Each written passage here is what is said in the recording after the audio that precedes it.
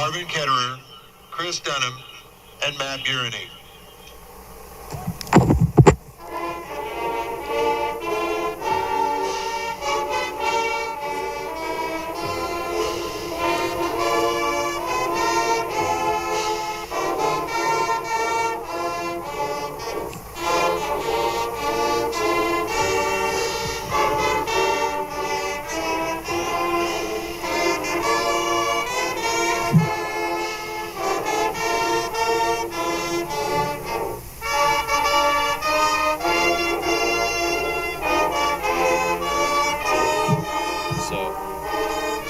Set up the things that I like you to, when you keep.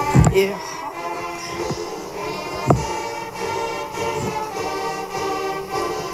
Oh yeah, I have the other roster here. And I have this thing. The setup's pretty good right here. Okay, I'll come back. I mean,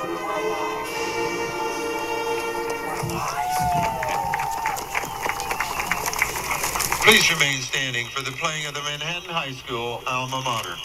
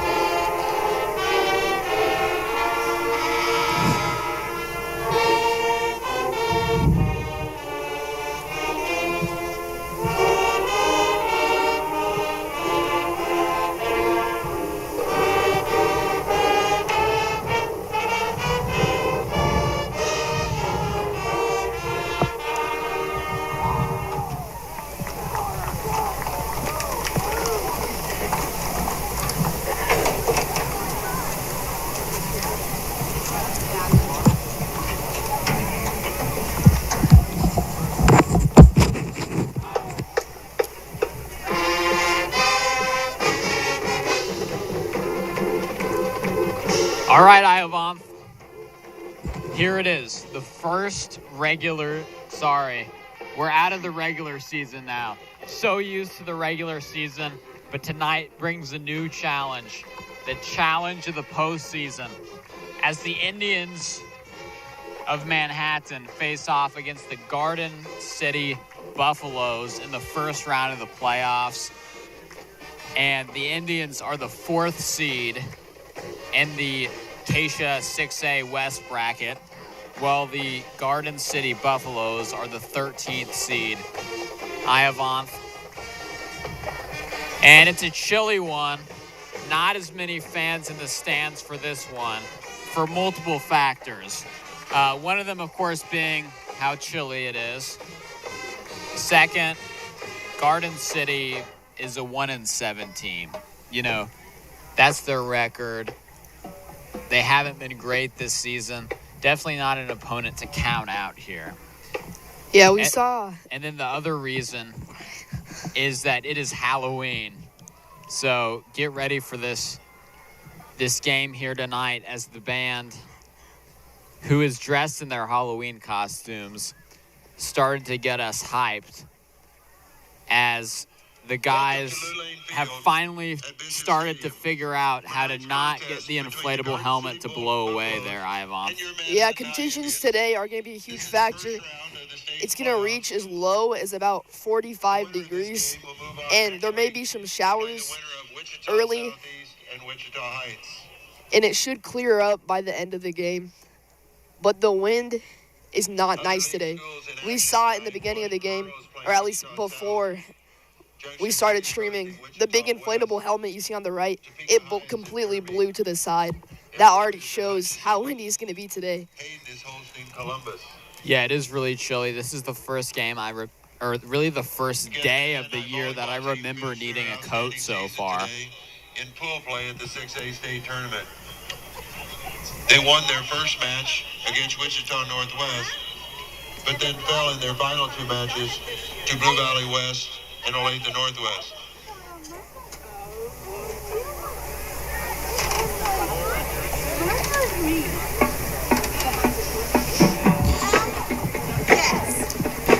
And we're getting really close to kickoff here.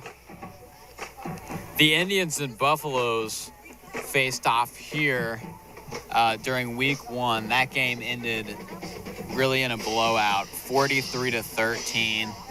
What do you remember about that game, Ivan? I just remember the MHS offense being in complete control of the game. It really just looked like one of the best teams in the state from the start. And Garden City, it's not a team to count out, but they're going to have to play some of their best football if they want to come out with a win today. And the Indians have found a new confidence in the last few weeks, especially with getting so many guys back from injury. For their support of Manhattan High activities and athletics.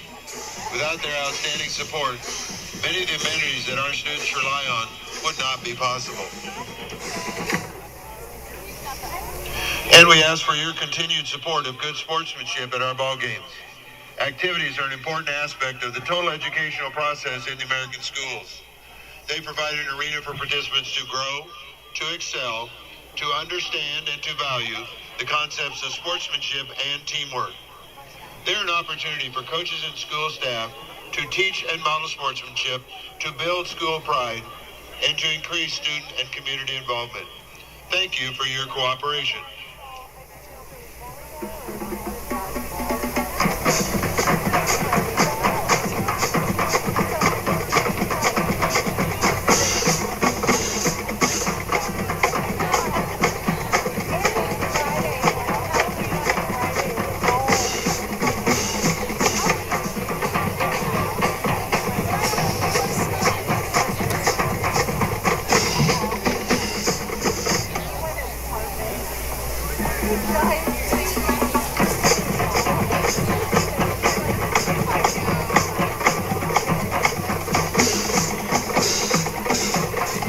Yeah, so Ivan, the Indians are 6-2, Buffalo's 1-7, and now it's important to keep in account that this is the Garden City Buffaloes' first year under head coach Joe Price, and it hasn't been a super smooth one.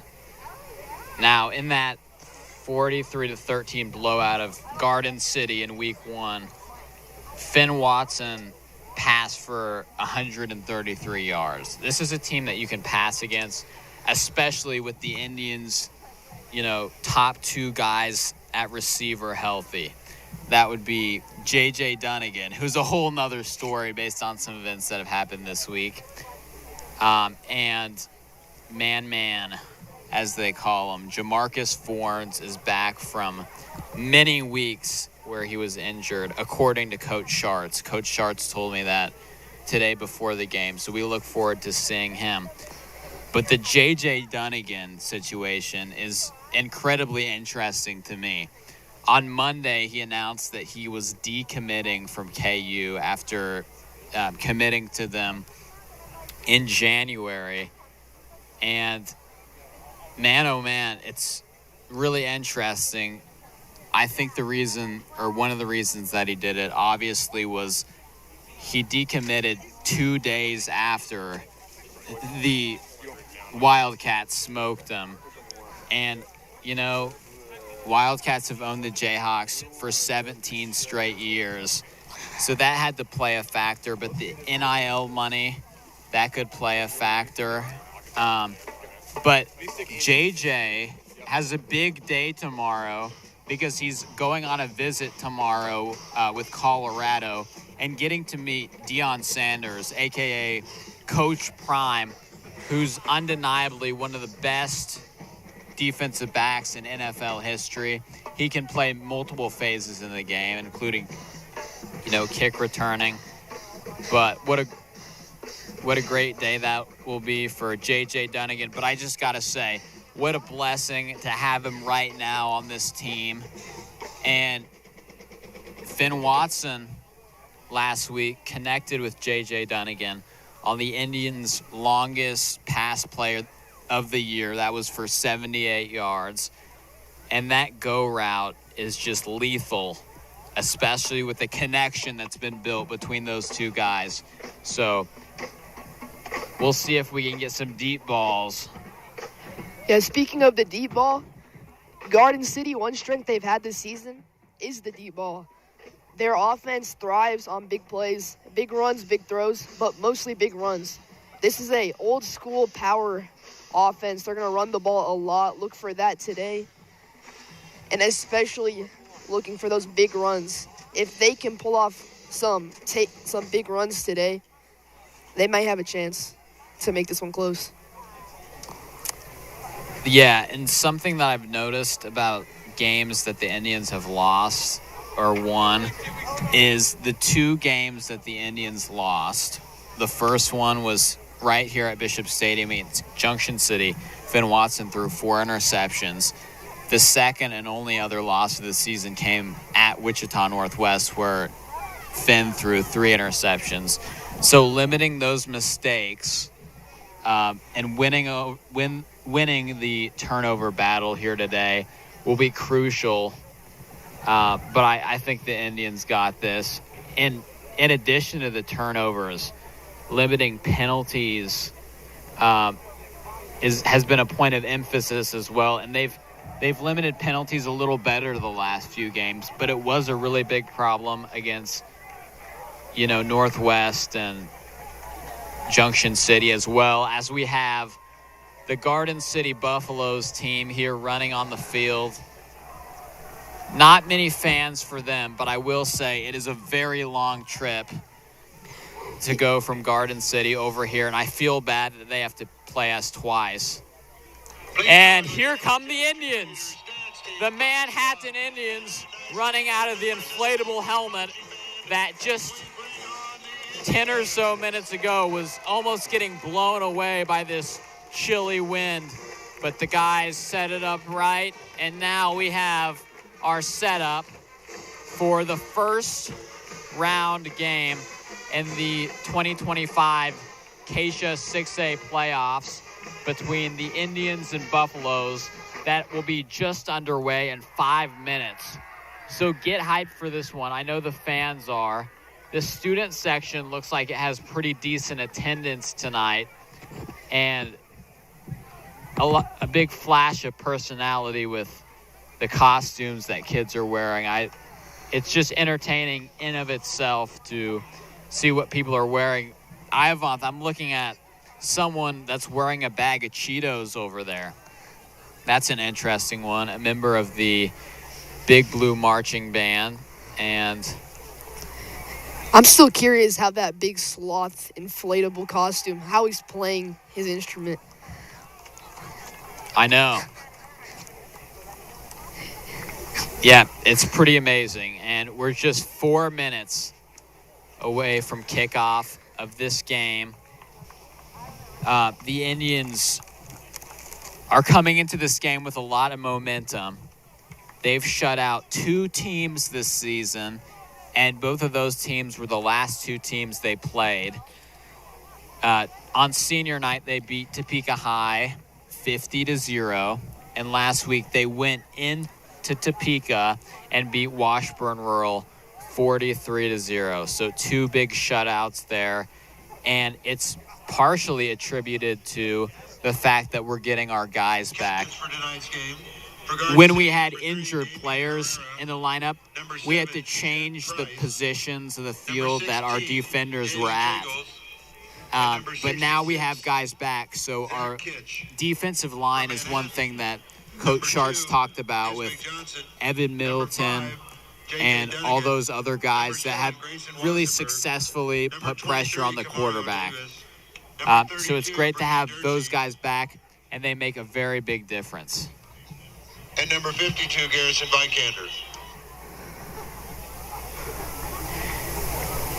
The captains for the Indians, Garrison Vikander, Kamario Davis, Grayson Wassenberg, and Nisbik Johnson are having a conference there in the middle of the field.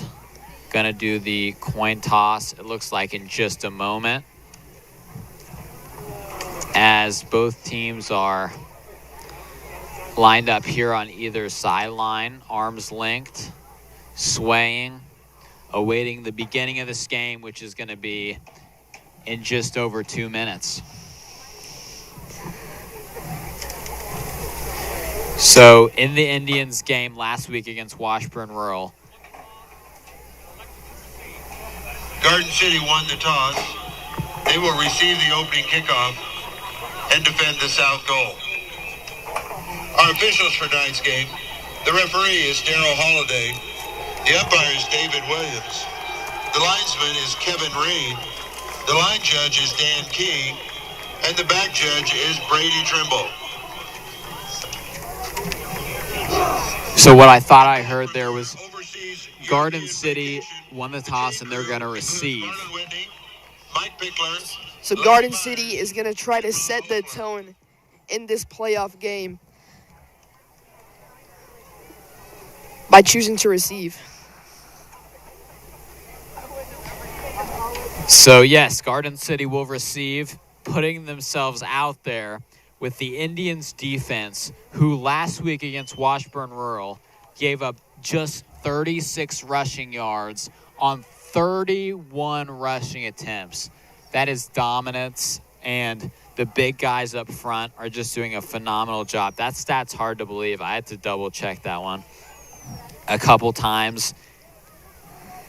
And kicking off for Manhattan is number 96, Prescott Balderson. Back to receive, return for Garden City is number 4, McCoy Hemmer, and number 5, Ryder Carr.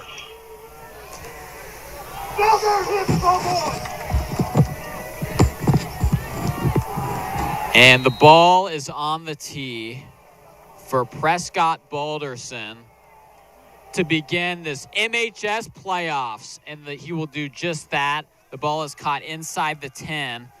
The returner will run it back to the 30-yard line, where he is stopped in his tracks by a Manhattan defender, starting the Indians playoffs. Number 9, Landon Moquette on the return. Fields the ball at the 9-yard line. Gets out to the 29-yard line, where he's tackled by number 96, Prescott Balderson. 1st and 10, Garden City from the 30-yard line.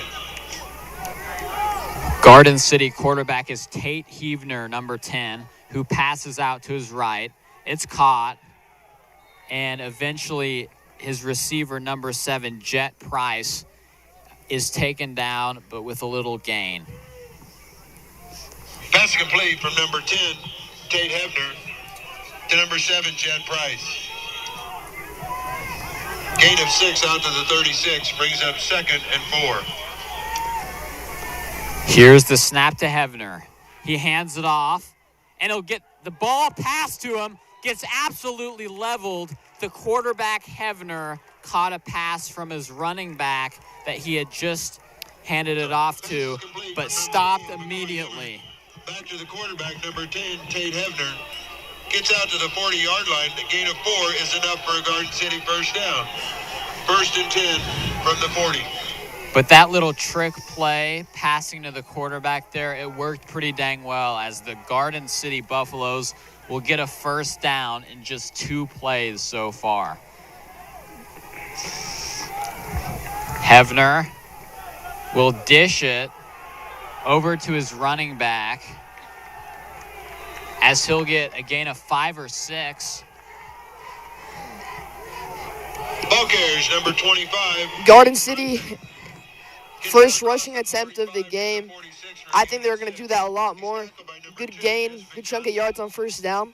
Setting the tone on this first drive will be huge for them in this playoff game. Garden City with some confidence already coming into this Bishop Stadium, which the Indians have won all games except one.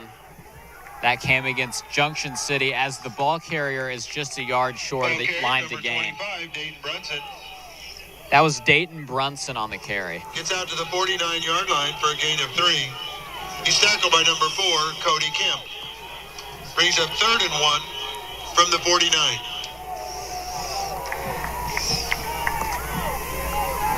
Third and 1 from the Garden City 49-yard line.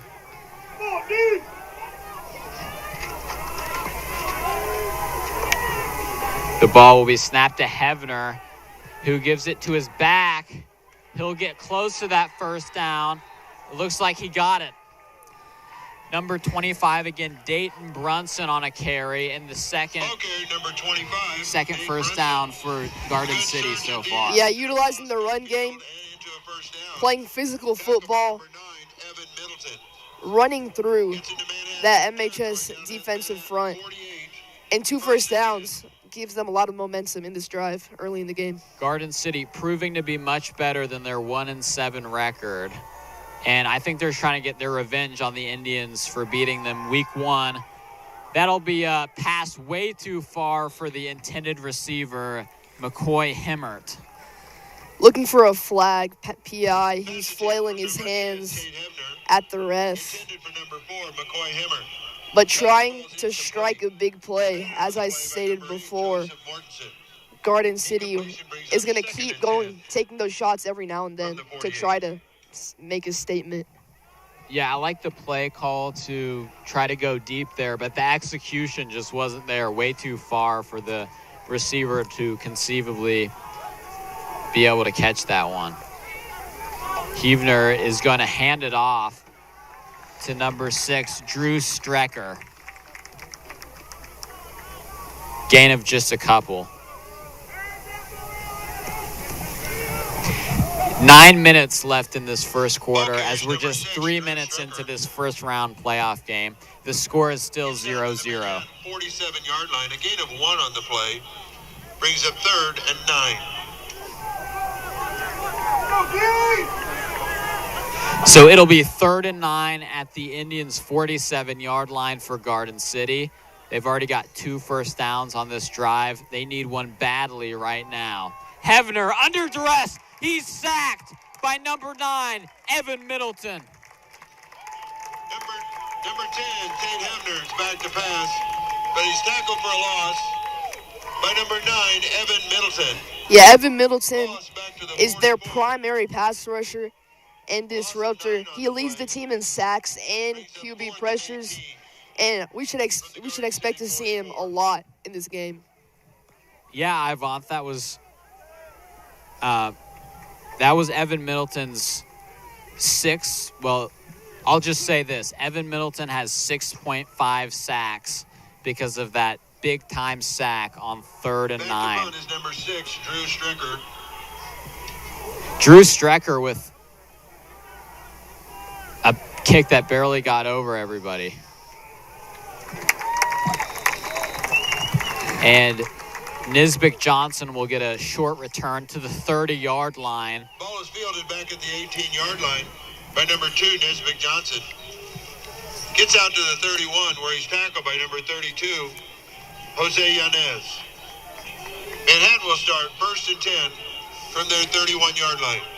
Yeah, so as I was saying, Evan Middleton with 6.5 sacks this season. He's been really solid on defense, but you can see him out there right now on offense, lining up as an H-back.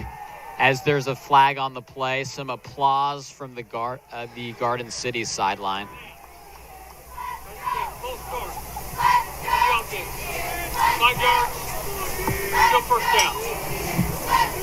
So that was a false start on the Indians. Back to the 26-yard line, where it'll be 1st and 15. Honestly, right now, if I were to look at this Garden City team, I would not believe that they are 1-7.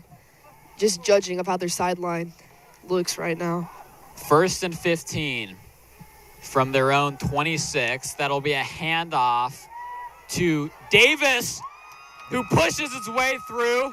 Can't get him down. There is a flag down at the 33-yard line, right? Yeah, Sorry. it may have been a holding penalty. Davis breaks through for a long run. Gets run out of bounds. Finally by number 25, Dayton Brunson, but there is a flag on the play.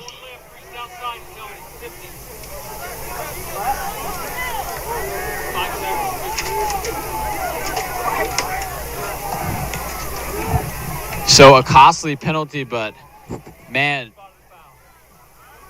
Kamario Davis really got loose there. He's a big back. Davis is 6 foot, 200 pounds, and he can really ram you over. It's just a shame that there was a holding penalty there on the offense.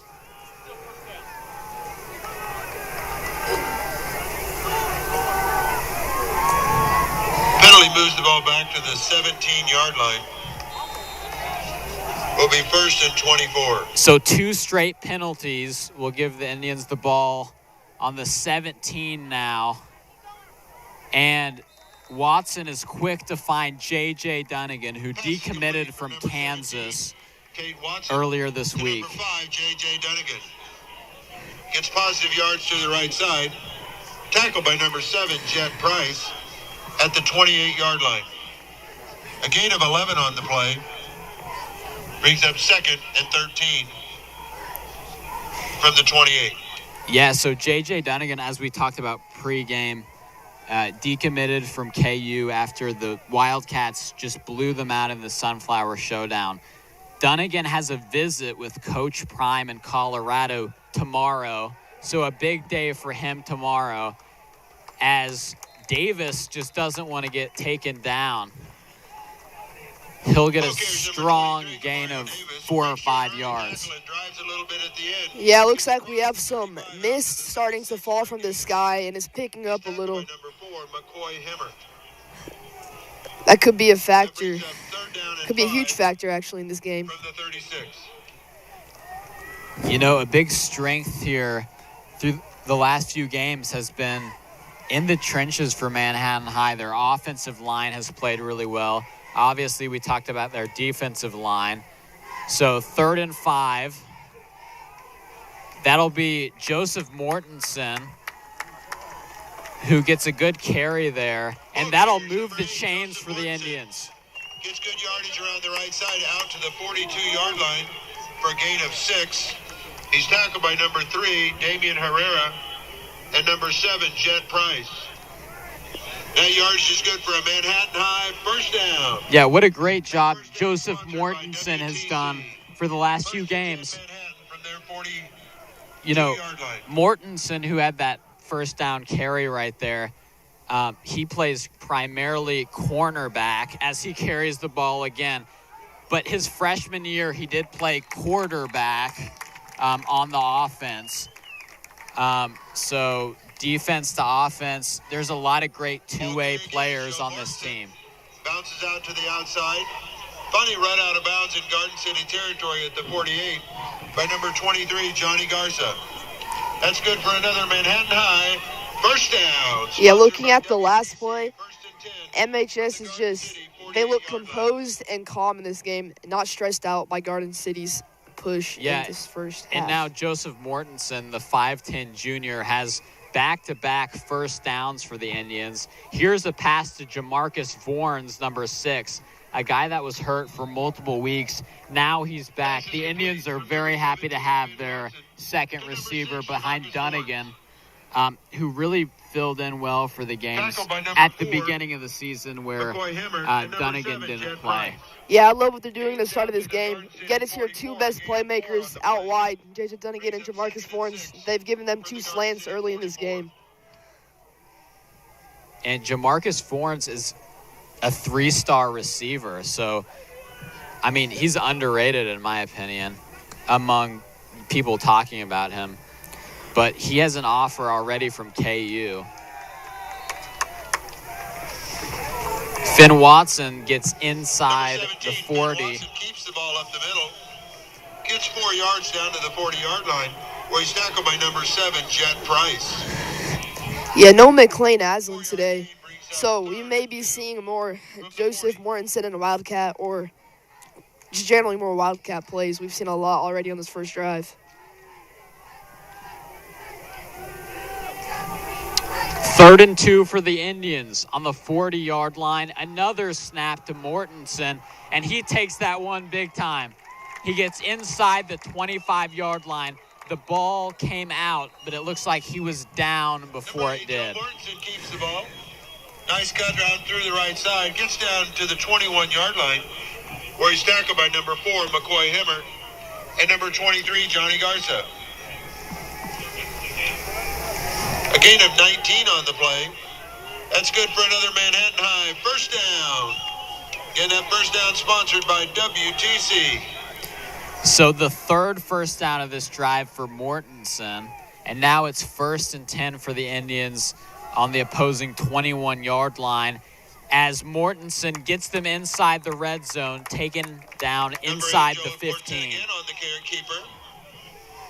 This time gets inside the 15-yard line, down to the 13 for a gain of 8. Tackle by number 76, Julian Irigoyen.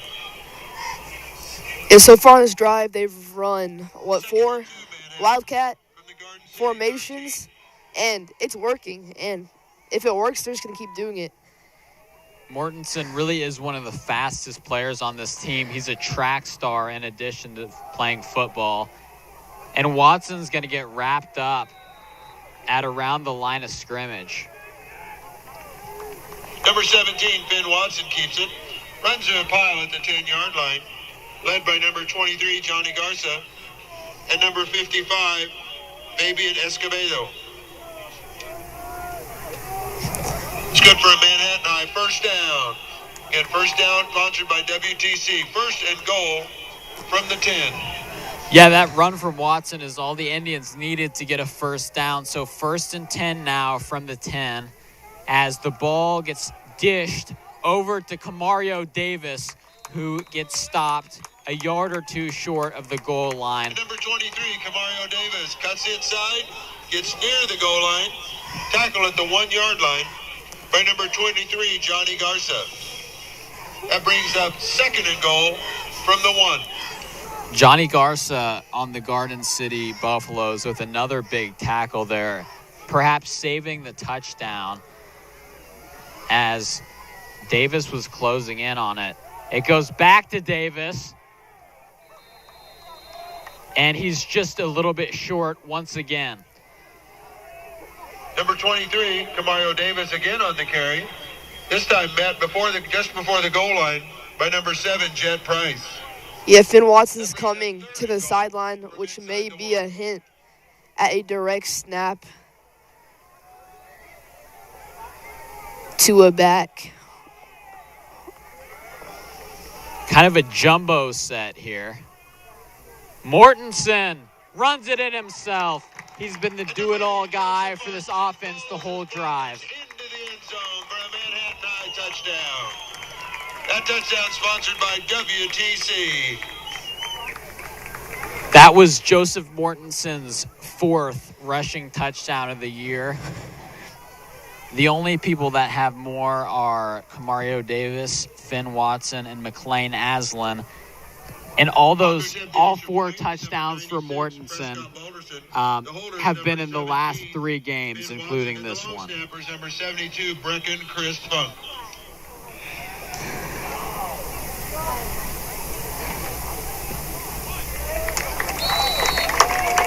And the kick is good, making the score Manhattan 7, Garden City 0.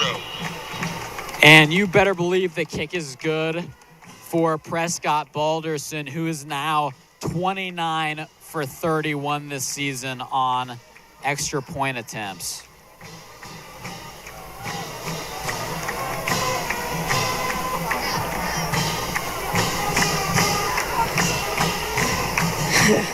That was a very calm, composed drive. They just marched down the field, and it looked really easy. If they can just keep doing that, I think this game will get ugly quick.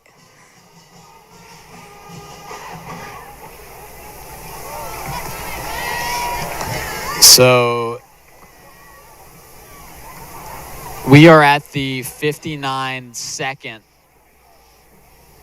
mark here as there's, 59 seconds left in the first quarter. So just enough time for a few plays for Garden City. But, man, that first quarter flew by fast, and it was mostly because the Indians just marched down the field with several running plays. In fact, there were only a couple pass plays, those ones just short ones. One that sticks out was the pass to Jamarcus Vorns. But just bringing that slow, calm pace, running the ball efficiently and effectively, that's a key to success. And that truly ate up a lot of clock time as Garden City now, after this return, will start their second offensive drive of the game after having won the coin toss and deciding that they wanted to take the ball. Maybe partially because of the weather, but for the most part, I think they wanted to make a statement. And with the first couple plays, it looked like they would make a statement, but then they just kind of came up short and ended up having to punt in that last drive, Ivan. 1st and 10 at the 27. QB slings it. It is off the hands of his intended receiver, Ryder Carr. Number 10, Tate Hebner, intended for number 5, Ryder Carr. Knocked away at the last instant by number 12, Adonis Dunnigan. Yeah, the freshman stepping up, J.J. Dunnigan's little brother, making the play on defense. And Adonis Dunnigan, with that pass breakup, had some big news of his own this week, getting his first college offer as a freshman to Sacramento State, a D1 college in the Big Sky division, or rather conference, I should say. But just big news for him. I didn't know you could get recruited as a freshman, but big tackle by the Indians. Caden DeBeanie was in there.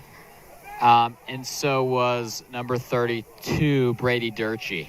Yeah, high school sports and just youth sports in general. Colleges have been recruiting kids that are in 7th and 8th grade. It's getting crazier and crazier. Across the 30 to the 31, a gain of 4 brings up 3rd down and 6. Yeah, Adonis Dunnigan, he's shown a lot of promise. The first thing I'll mention for him is that he's one of 2 one of 2 freshmen that Coach Schartz has ever put on the varsity JV lineup to start a season, because he was on varsity and JV, at the very start of the season. So to have him be in that scenario, which very few people have, it's a really big deal. And he's shown a lot of promise with 5 interceptions on JV this year and quite a few pass breakups.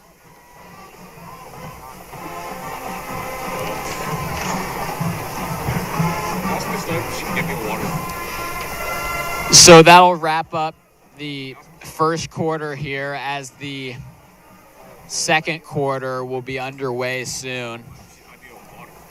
As we're saying, the Indians made a big statement. What was the key to that last offensive drive? Yeah, that drive was Joseph Mortenson's drive.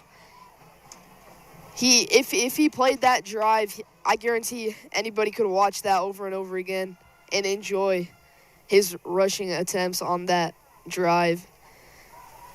And guess what about Joseph Mortensen? He's out there right now at his DB position. So after a strong offensive drive, he's out there on defense.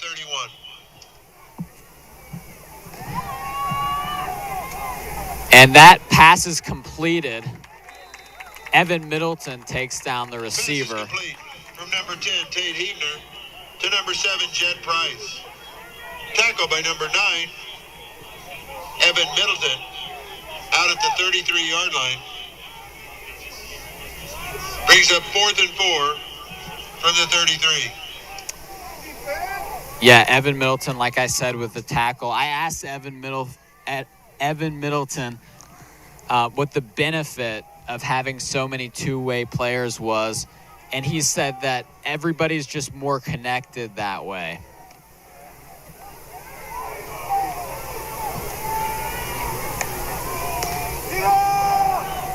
It'll be a handoff to the running back and a quick stop again for the Indians.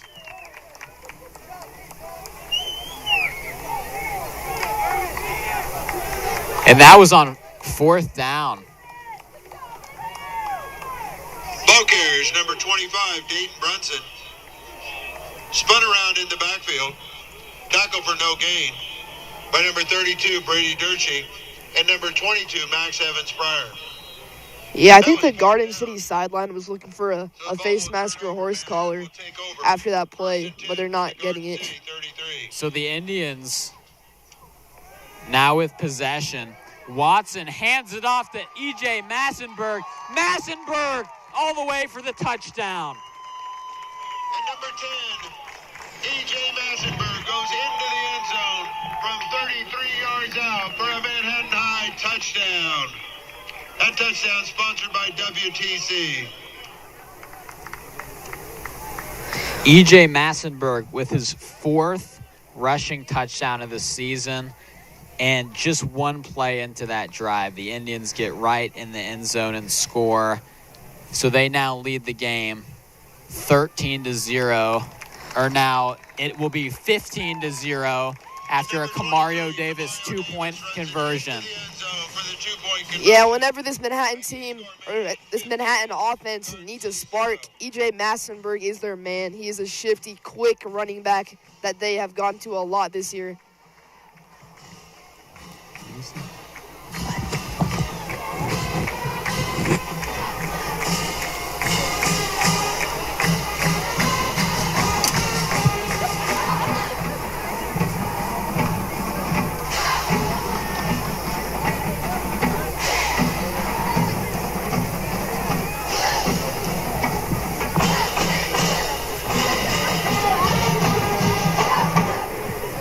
In early action, Washburn Rural leads Wichita South 14-0 in the first quarter.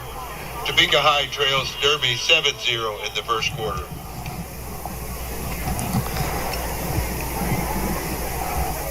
So the Indians, after a touchdown by E.J. Massenberg here, will line up to kick the ball back off to Tate Heavener and this Garden City team. Garden City hasn't won a game since week 3 when they beat their opponent. Kicking off for Manhattan, number 96.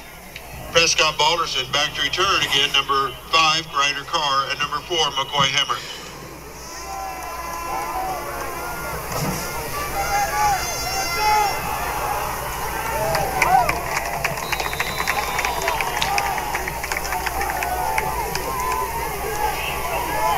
Number 5, Ryder Carr on the return.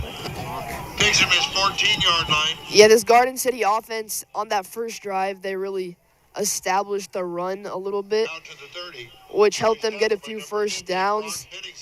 And on the last drive, they threw the ball a lot more, which wasn't working for them. So I would think they're going to try to run the ball on this drive a lot more.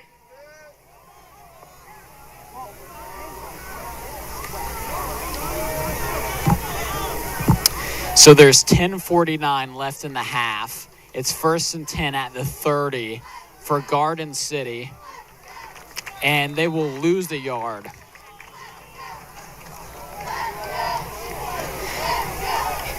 Yeah, as we've talked about a lot in the past, and especially this season, is the quickness and strength of that MHS defense. That might be the biggest obstacle for Garden City today. They run the ball a lot, and if they're going to try to run the ball, they're going to have to somehow get past that MHS defensive front, which is going to be a tough job today. Heavener in shotgun. Passes it off to his left. It's caught by his receiver, number 7 there, Jet Price. To number 7, Jet Price. Gain of 5 out to the 35, where he's tackled by number 45, Caden Dabini. Brings up 3rd and 5 from the 35. Yeah, this MHS roster will be promising for years to come because of guys that are juniors and sophomore, like Caden Dabini, who's been, a starter all year at the defensive line position. And then you have Max Evans Pryor, who's the green dot, the linebacker here on the Indians. That's a good pass, and it's connected, bobbled, and caught. Garden City goes all the way to the touchdown. Ryder Carr. And the pass is complete for number 10, Tate Heavener. A great catch by number 5, Ryder Carr. goes into the end zone for a 65-yard touchdown. As we said before, the big plays are going to be key for Garden City. And what do? They throw a bomb and score a touchdown to answer. Heavner heaved it up 65 yards. You couldn't ask for a better pass, and his receiver, Ryder Carr, delivered. It was bobbled around a little bit, but he gets possession and off to the races. He gets Garden City a touchdown. Now this extra point's good. Garden City 7, Manhattan 15. So it's 15-7. Indians still with the lead, but Garden City says not so fast, and they're still very much in this game. 9:14 left to go in the half, with a big statement on the 65-yard pass from Tate Heavner to Ryder Carr. Yeah, right after that first drive, they seemed like they had a lot of confidence on that first drive, had a few plays drawn up, that trick play especially, and running the ball a lot. They threw a huge passing play, as we just talked about. This is a different Garden City team than the team that Manhattan played in the first game of the season. They're coming out strong in this first playoff game, and they are feisty to try to win and move on in the tournament.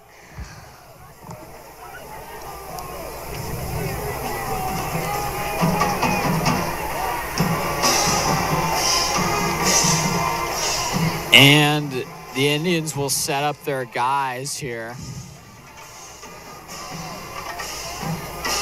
with 3 guys deep to receive this kick. I don't know if the kick is going to go very far from what we've seen from this kicker so far, but that one isn't bad at all. Pretty nice kick, which rolls into the end zone. And the kickoff goes into the end zone for a touchback.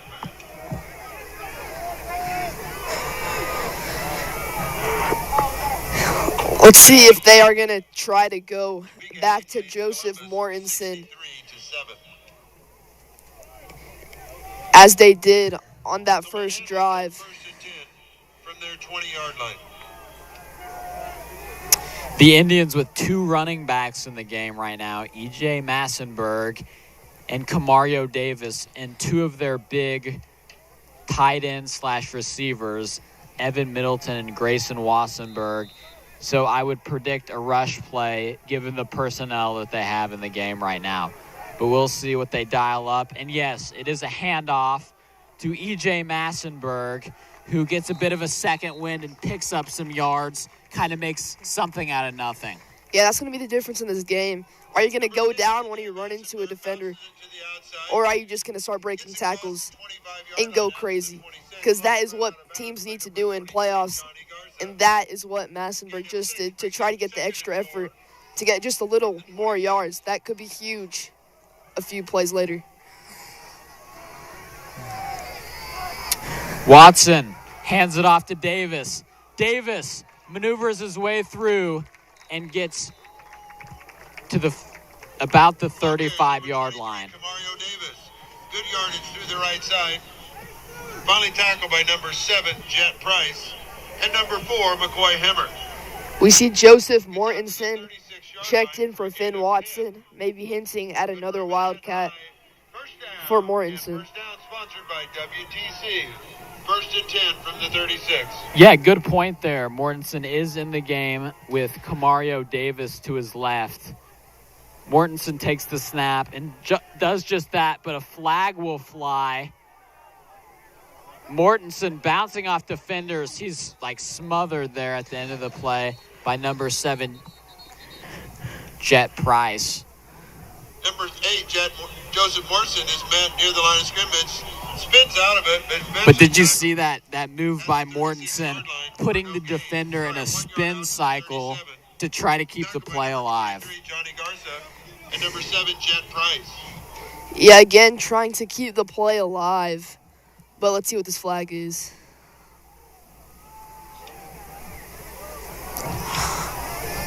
There's a flag on the play.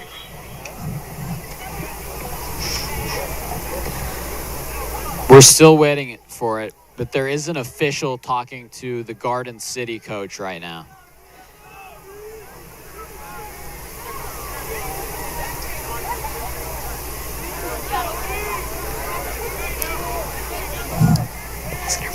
Illegal shift against the offense will move the ball back 5 yards to the 31. Illegal shift. First and 15. So that'll be a 5-yard penalty on the Indians' illegal shift. So it'll be 1st and 15 at the 31-yard line on the Indians' side. And what did you see there, Ivan? Yeah, I think the right tackle may have jumped a little early. So another flag. That one, another 5-yard setback for the Indians. Indians. 5-yard penalty moving the ball back 5 more yards. This time back to the 26, where it will be 1st and 20.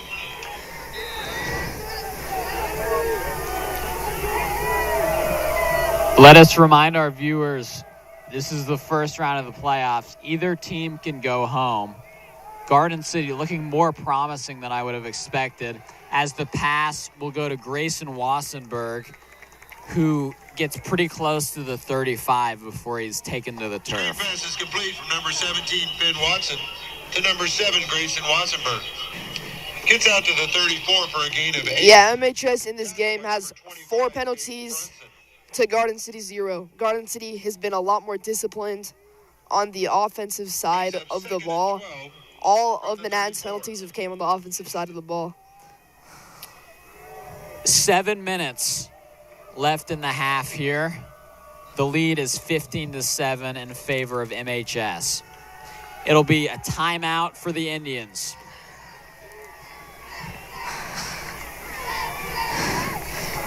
And Manhattan takes their first time out of the first half. Yeah, your team has a few penalties. Can't really execute the screen, and Coach Sharps will call a timeout and try to reset this offense.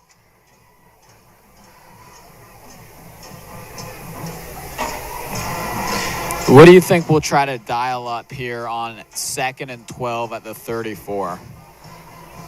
They're either going to go back to Joseph Mortensen, who's been really reliable this game, or they're going to try to set up a passing play, a slant, or even a go back to J.J. Dunnigan or Jamarcus Vorns. They're 2 most reliable receivers. So it looks like Finn Watson right now is alone, so he's in an empty set formation, so nobody is in the backfield with him. From their 34. 2nd and 12 at the 34. Watson looks for a man. He passes deep. Jamarcus Vorns will not catch it. It bobbles out of his hands and hits the turf. Pass attempt there from number 17. Yeah, a straight go route for Vorns.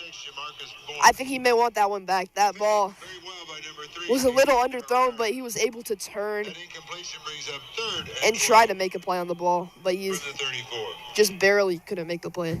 For Garden City there, Damian Herrera just covered him like a blanket. There was really no point where Jamarcus Vorns was open there, but I like how Finn thought to air it out. It's a good try, but now 3rd and 12. Watson will try for a run, and there's a flag on the play as well. Yeah, most likely another holding penalty on the offense. So the Indians most likely will have to punt here as their 3rd and 12 attempt just gained a few yards. But we'll see what it is.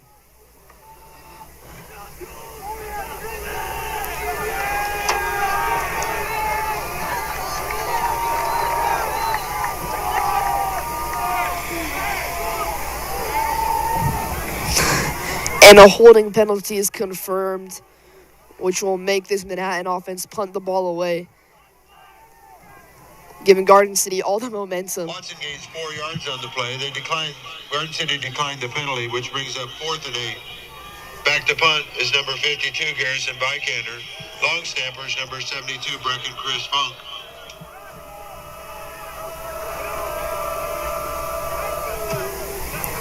There's the high in the sky punt by Vikander. So a pretty good one. Back at the 27-yard line. Yeah, I want to take a moment to thank our sponsor, WTC Fiber. reliable, connected internet. Just a great company that supports our live stream, supports Manhattan sports. Just a great company. So thanks again to WTC Fiber. 1st and 10 for Tate Hevner in Garden City, who got a big-time 65-yard touchdown on their last drive. This will be an easy little handoff for a gain of a couple yards.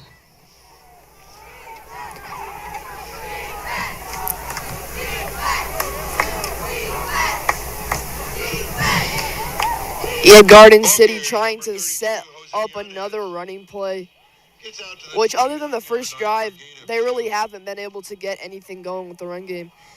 They had that 64-yard passing touchdown, but with the momentum, let's see if they can break through with another big play.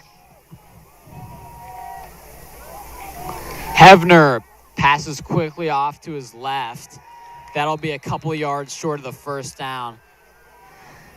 But a good catch by his receiver there. Yeah, Jet Price has been the big guy in this game. If they ever need 5-6 yards, they're going to Jet Price with that big frame, 6'2", 225. He's hard to bring down, which shows early in this game. Joseph Mortensen brings up 3rd and 3 from the 34.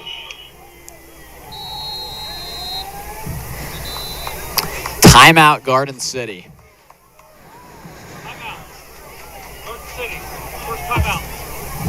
And Garden City takes their first timeout of the first half. So the Garden City Buffaloes coming off a punt from MHS, and then before that scoring on a 65-yarder, kind of have the game going, steering in their direction, although they are currently down by 8 points. So they'll talk things over as they possess the ball here, 3rd and 3 at the 34-yard line.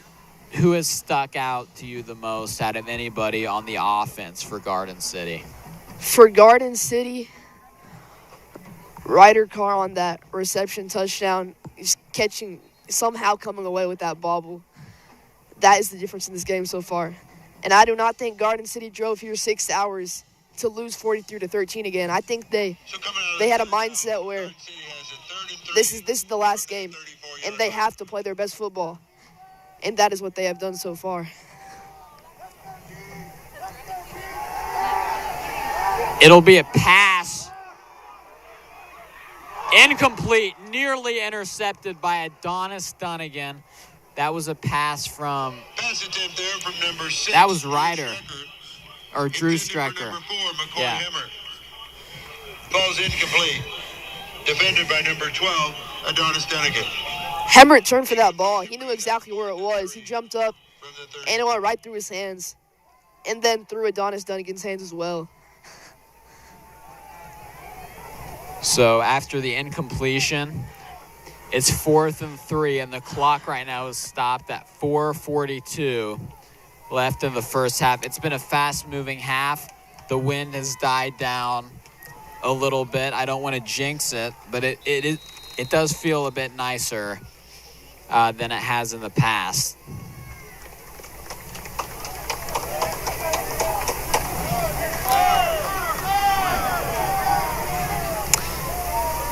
So a penalty will set back the Buffaloes. 5-yard penalty moves the ball back to the 29, where it'll be 4th and 8. Yeah, first penalty for Garden City all game today. And Back to punt. It's number 6, Drew Strecker.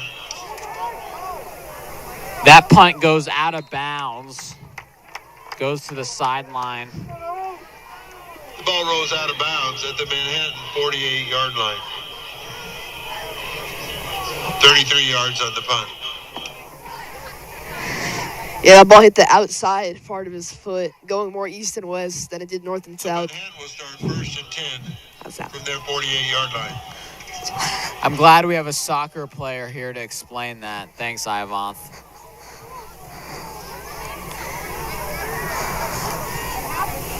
The Indians' offense is out on the field. And like they had earlier, they have 2 running backs, 2 big receivers, and this handoff goes to Davis, who pushes to the 45-yard line. You know, when you have Massenberg, Davis, Wassenberg, and Middleton, you're going to get most likely a run for the Indians. Number 23, Kamario Davis. You could suspect a trick play, but Coach Schartz is known for not trying out many trick plays. The Indians with the same exact players. We'll see if they run the ball for another play. And once again, goes to Davis, but he's met and taken to the turf immediately by Garden City, who caught on quickly where the ball was going to go. Davis takes the ball. He's met in the back. Yeah, they've been lining up E.J. Massenberg in that H-back position a lot, trying to give some eye candy for the defense. And especially on that play, they did not fall for it. They bottled up Davis in 2 seconds right after he got the ball. So the Indians they still have the lead 15-7. Less than 3:30 left to go in the half, and a last-minute substitution there as Massenberg comes out of the game.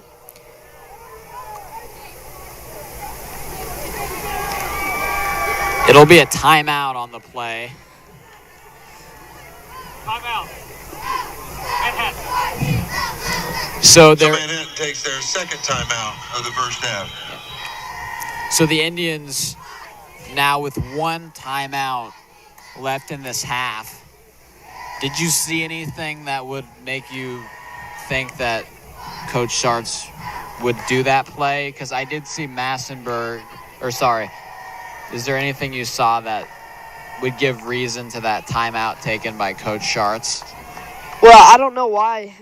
This may be why he called the timeout, but off the ball I did see, I believe, I wasn't sure who it was, but there were some 2 players that tackled each other off the ball, and the ref had to get in the way. I don't know if Schartz was mad about the state of morale, I guess, in this team, and they need like a reset, or they're just trying to draw up a play to get the first down. Yeah, but nevertheless, it is 3rd and 7. The ball is on the Garden City 49-yard line. 3:21 left in the half. Now on 3rd and long, we'll see where the Indians go. It's a keeper for Mortensen, and he will push and get close. We'll see where it's marked, and it looks like it'll be just a yard short of the line to gain. Joe Mortensen pushes forward. How do you want to end the half? Down near the 43-yard line. Normal. Tackled by number 66, Zach Kitch.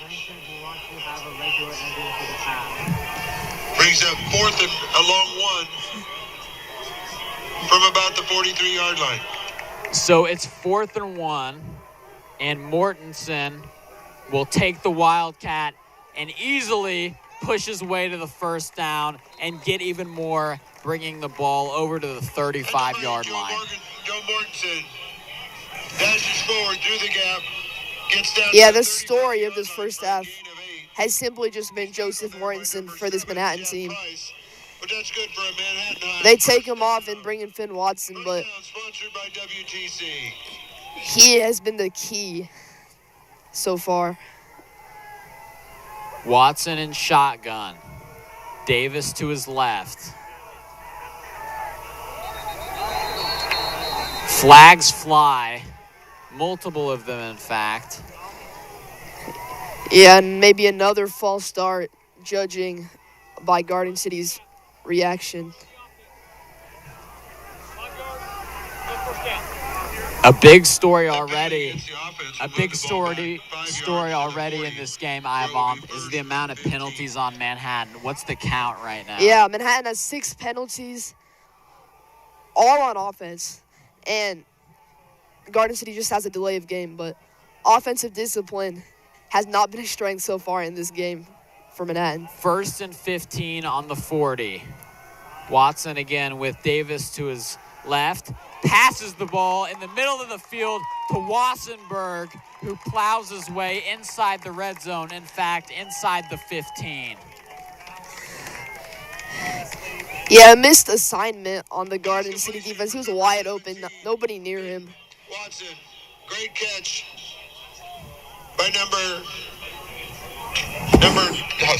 7, Grayson Wassenberg.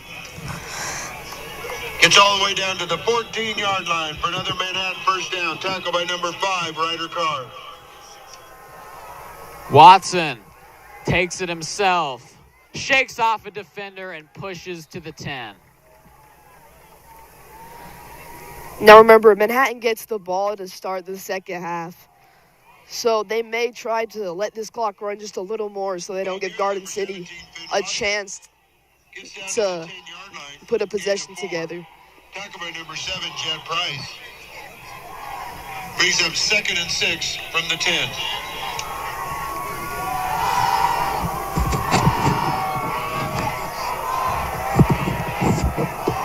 Davis once again to the left of Watson. He delivers it to Davis, who gets 3 or 4 yards. Ball carries number 23, Kamario Davis. So there is 30 seconds left to go in this half as the Indians hope to go up 2 touchdowns before the end of the first half. Brings up 3rd and 3. 20 seconds now in the half.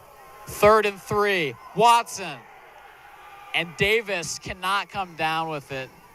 Off the fingertips of Davis. Pass attempt there from number 17, Finn Watson. Intended for number 23, Kamario Davis. Falls incomplete. She doesn't accept. Brings up 4th and 3 from the 7. We'll do FaceTime. On to attempt the extra point is number 96, Prescott Balderson. The long snappers, number 72, Brecken Chris Funk. And the holders, number 17, Finn Watson. So on 4th and 3, Balderson's out there, but whistles blow. It looks like it'll be a timeout by the Indians.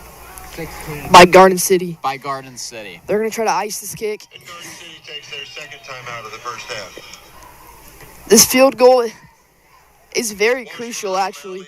If they miss this, even if Manhattan gets the ball first in the second half, it'll just be a 1-possession game going into the half, which will give Garden City a lot more hope for them to believe that they can win this game.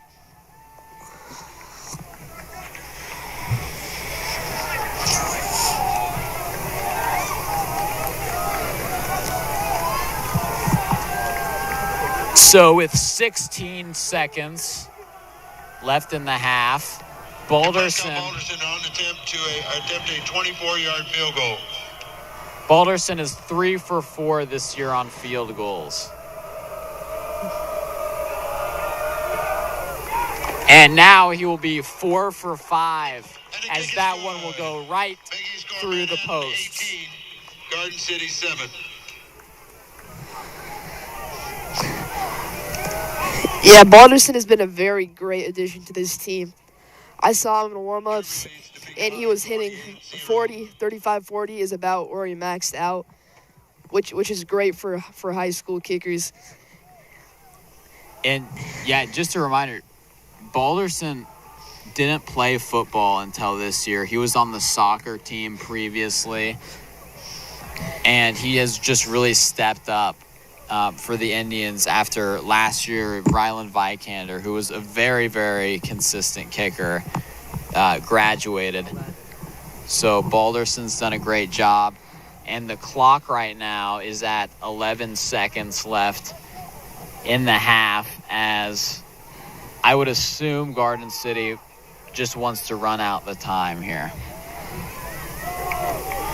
Yeah, this is a feisty Garden City team. You never know what they could do. It's the playoffs. It's the first round. Teams have things set up, and you never know what can happen in these late situations. But that field goal at least gives the Indians a little more of a cushion here. An 11-point lead to be exact. Balderson Kicks one that rolls on the ground but does the job. Just making sure that Garden City can't get a return in before the half. Kickoff back at the 24-yard line. Garden City now has just 9 seconds to do whatever they want with the ball. City will have it first and 10 from their 24. Yeah, and it looks like they're going to kneel and send this game to halftime.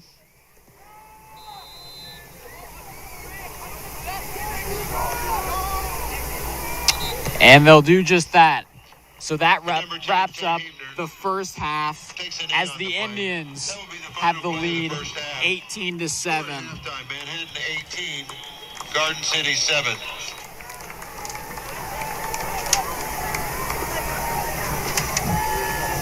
So Manhattan High with a really good half, but don't count out Garden City here. They've had some pretty good plays. The big one being that 65-yard touchdown pass from Heavner to his target, number 5, Ryder Carr. So they've had some good plays. They've had some stops when they need it. But the Indians, obviously leading by 11 here, are in a pretty good situation. Although, Ivanth, the penalties have been a pretty big problem. Yeah, 6 penalties for Manhattan, all coming on offense, which is not ideal. But in this season, that has been a problem we've seen before. We saw a few weeks ago against that Hayes game, they had around 10, 11 penalties, I think, in that game. And since then, they haven't been horrible with penalties, but so far in this game, it has been a pretty big problem. And a big bright spot for the Indians has been Joseph Mortensen, who really carried the load on a drive earlier in this game and got his 4th touchdown of the season. So he's been just really good on both that side of the ball and defense where he plays corner. We haven't seen a whole lot from J.J. Dunnigan, so I'll be curious to see if he'll do more. But for now, the score is 18-7 as the Indians lead in this first game of the playoffs. Manhattan High School Dazzling Blues Dance Team.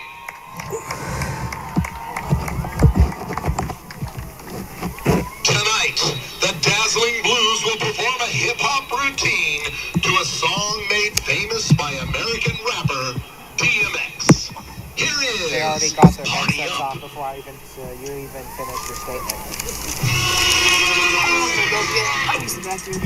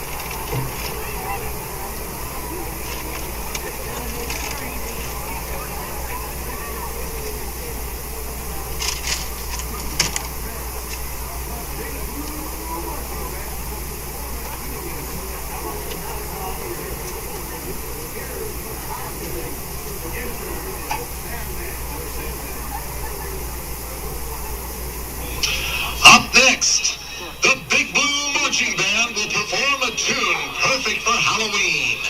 Here is Metallica's Enter Sandman.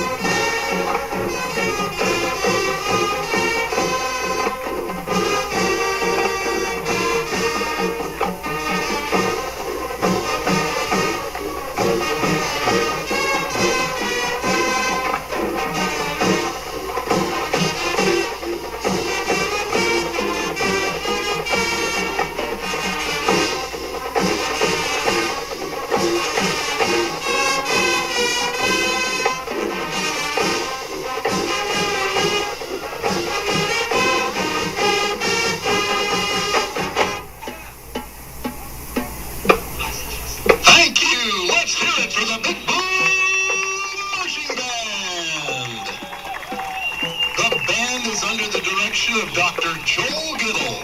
Associate Director is Ms. Nancy Monaco. Assistant Band Directors are Mr. Devin Burr and Mr. Jay Copal. Color Guard and Visual Instructor is Mrs. Jerry Giddle, assisted by Miss Megan Wugazer.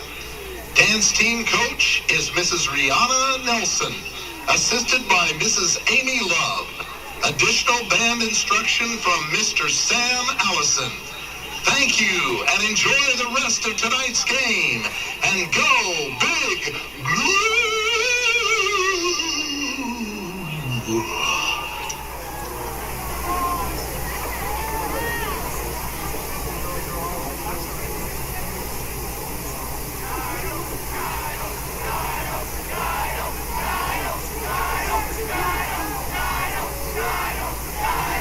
At this time, we'd like to recognize a couple of fall sports programs, especially some seniors on those two.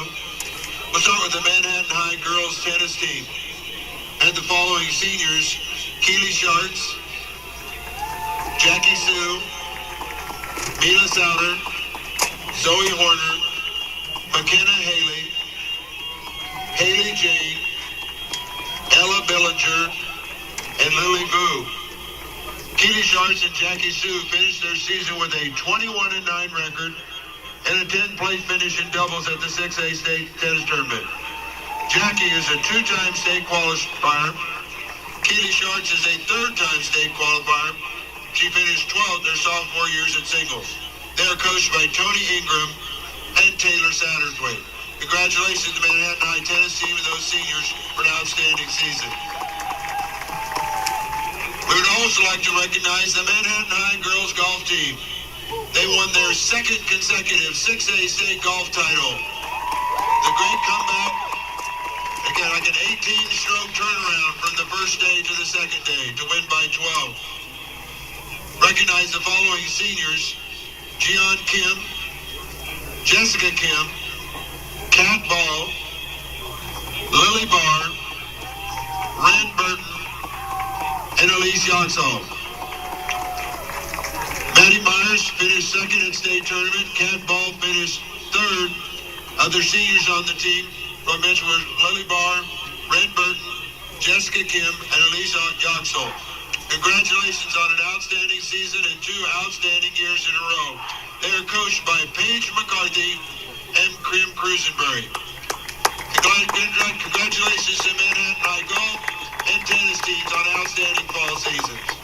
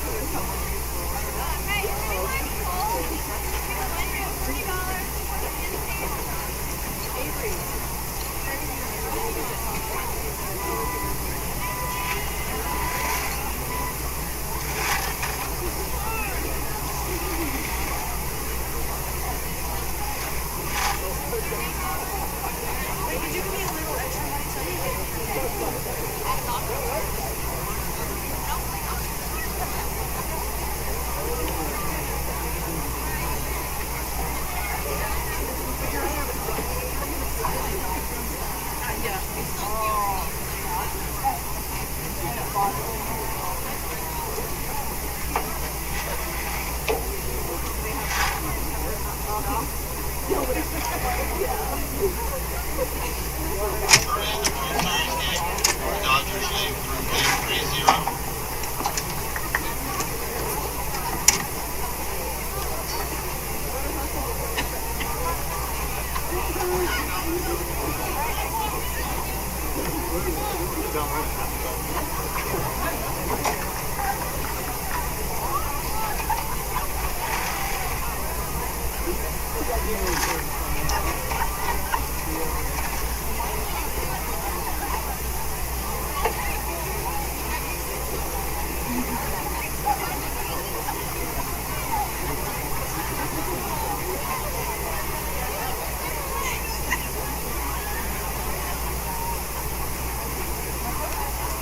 Centennial League scores with Washboro was leading Wichita South 27-0.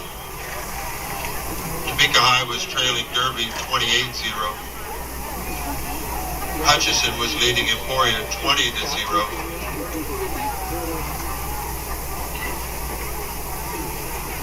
Topeka Hayden was leading Columbus 63-7.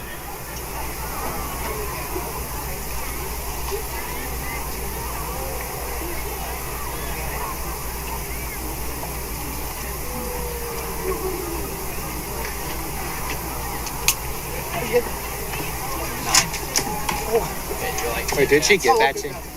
So I think, okay, so can't have blue. So you can have these. I can have 3 of these, and you have those. If you want it. You want it? No, I'll take it. We can just split. And you know, I can't have it.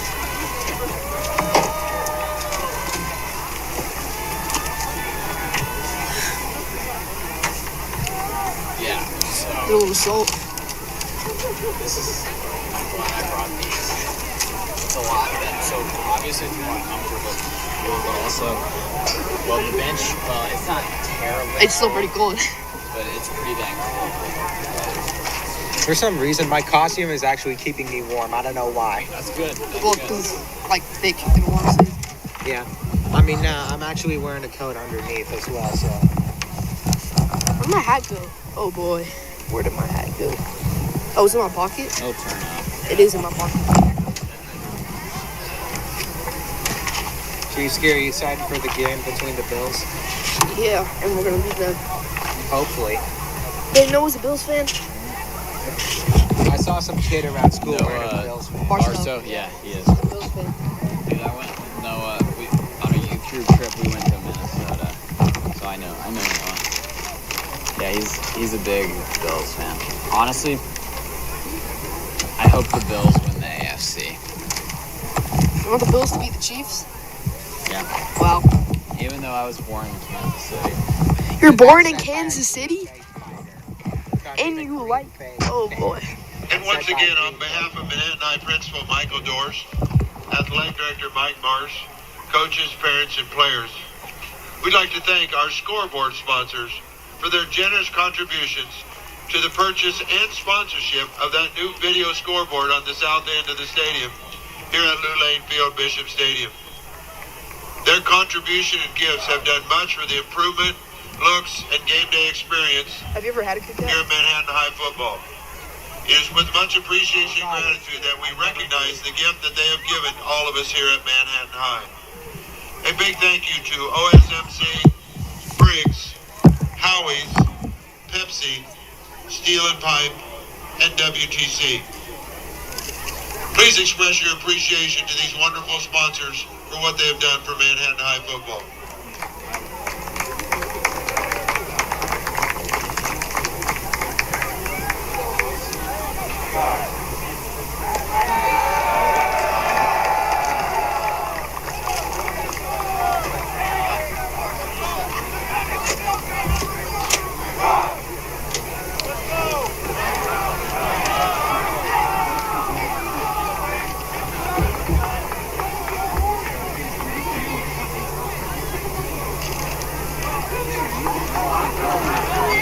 The Dodgers now lead Toronto 3-1 after the third inning.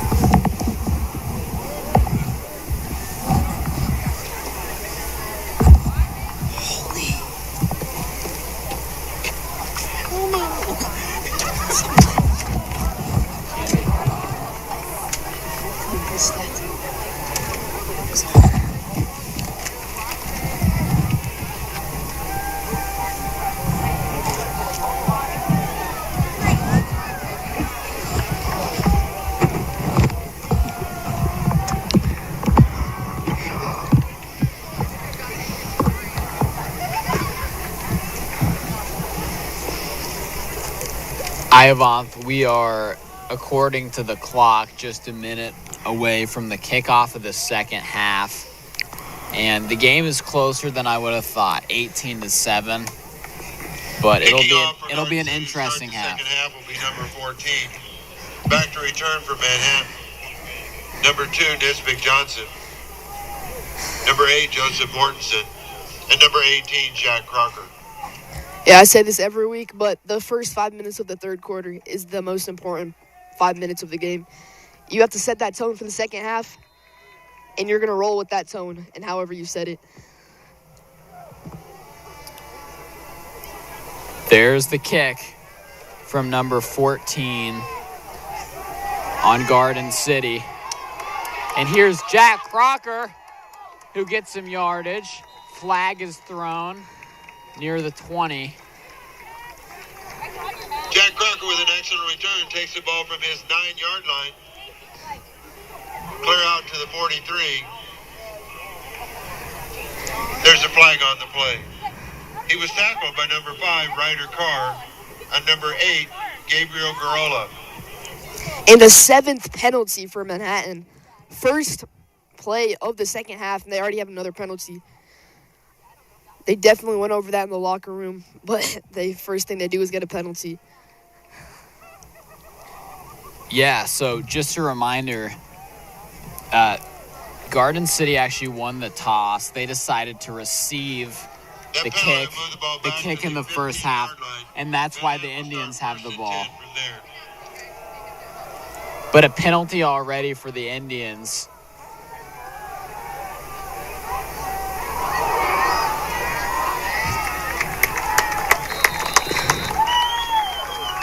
But they'll get a first down on the play. Ball carries number 22, Max Evans Pryor, runs through a couple of tackles, gets out to the 26-yard line for a gain of 11. He's tackled by number 6, Drew Strecker.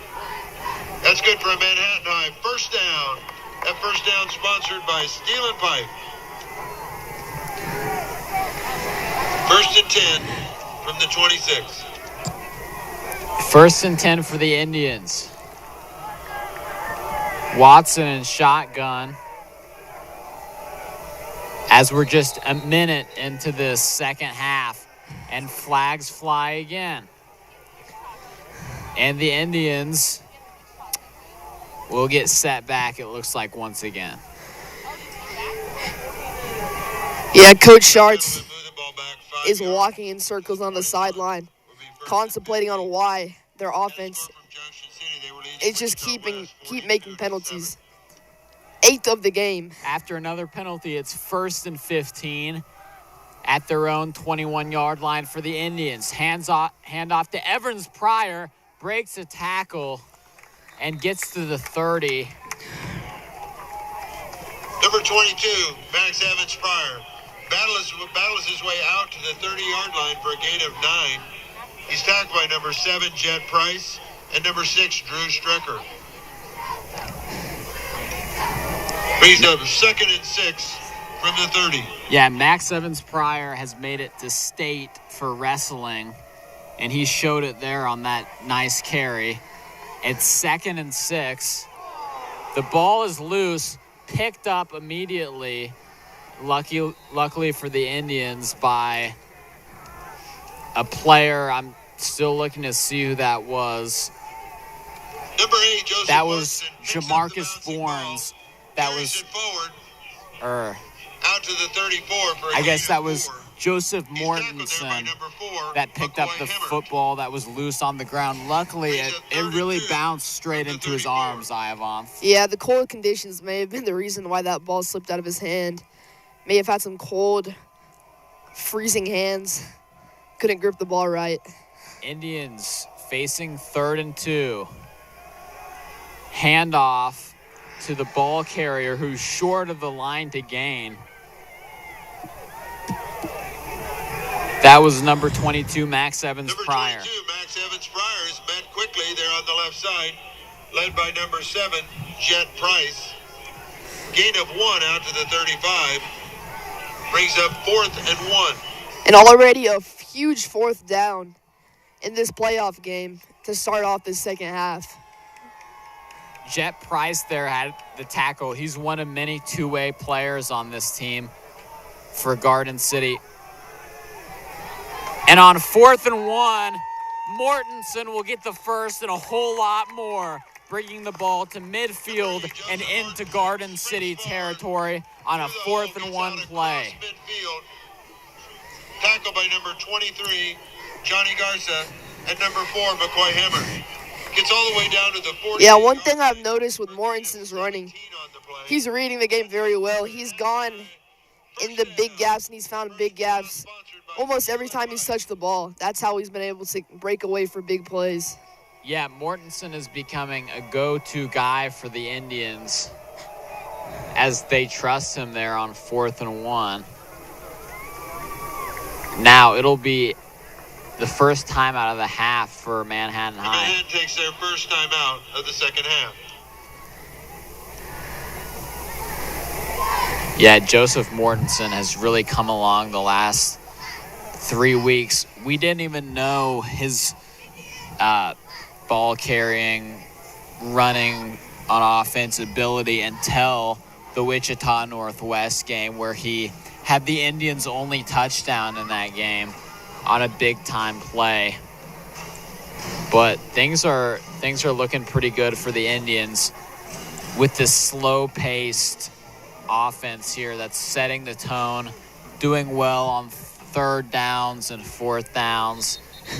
And they have had to punt in this game, but still with 18 points on the board to the 7.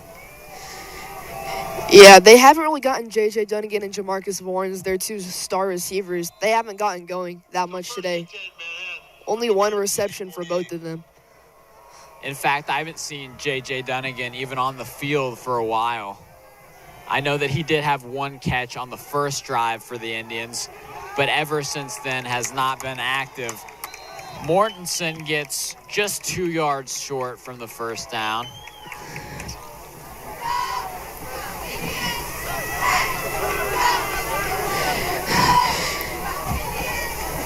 Number 8, Joseph Mortensen surges forward. Yeah, looking at Mortensen again, the way he's able to impact the game on both sides of the field is great, but the level that he's doing it at, it's tremendous. How these two-way players have been affecting the game on both sides. 7:40 left to go in the third quarter as Max Evans-Pryor runs with it on 2nd and 2, and he'll pick up the first down. That is Camario Davis, actually, on the carry. There are just so many guys that can run the ball. Camario Davis on the carry. Gets a gain of about 5 down to the 35, where he's eventually stopped by number 6, Drew Strecker, and number 25, Dayton Brunson. That's good for another Manhattan High. First down, yeah. Sponsored by Steel and Pipe. There are 4. The Indians have established really 4 guys that they can hand the ball off to.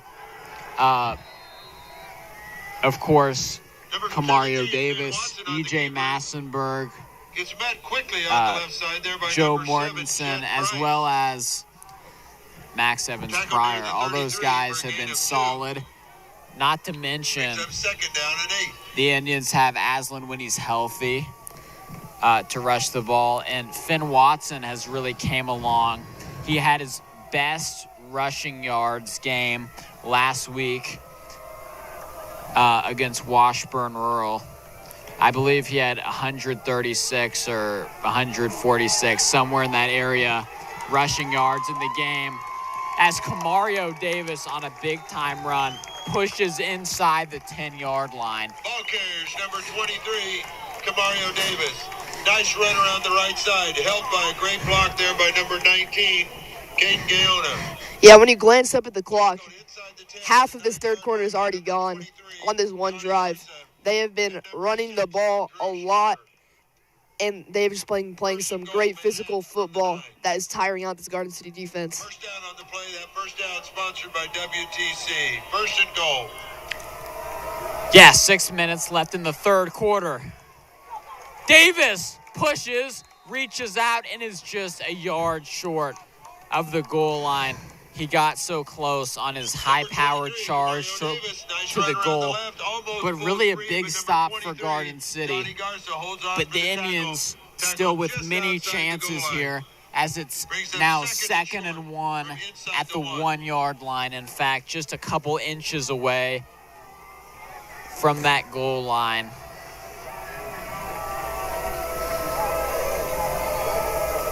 Indians showing run. Watson takes it himself.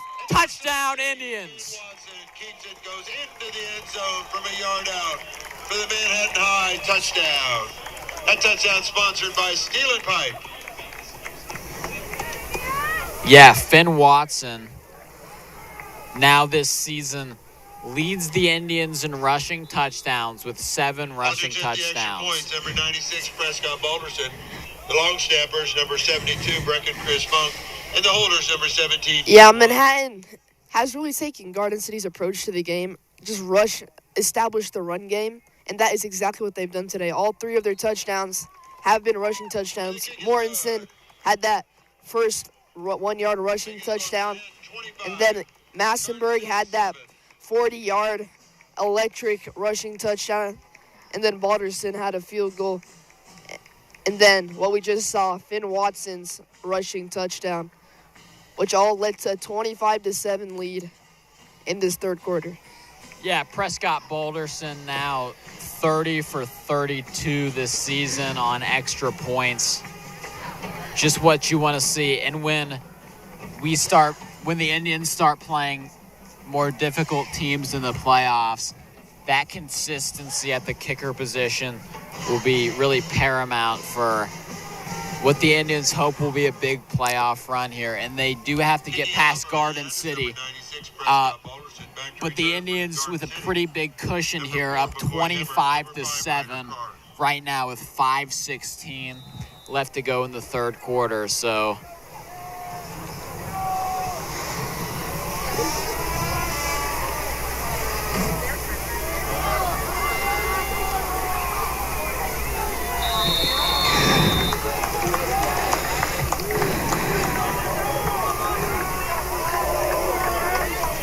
Number 4, McCoy Himmert fields the ball at the 19-yard line, gets it out across the 30 to the 32. He's tackled there by number 20, Sam Taylor, and number 50, Brock Henningsen. Garden City will start their possession 1st and 10 from their 32-yard line. 1st and 10 on Garden City's own 32-yard line. And he'll be wrapped up there by Evan Middleton and Max Evans Pryor. On a bit of a trick play there, Ryder Carr had the ball in his hands, the wide receiver looking to pass. There's a flag. I don't know if the ref saw targeting, but there may have been a targeting. Would you think that would be on Middleton? Yeah, I think that might have been on Middleton. But let's see what the ref saw.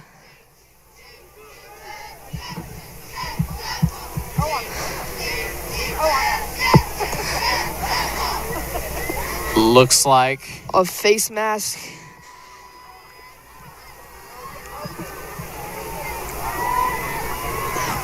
Ninth penalty of the game for the Indians. But would that be the first for the defense? First for the defense, correct. Garden City will have it 1st and 10 from their own 47. 1st and 10 on the Garden City 47.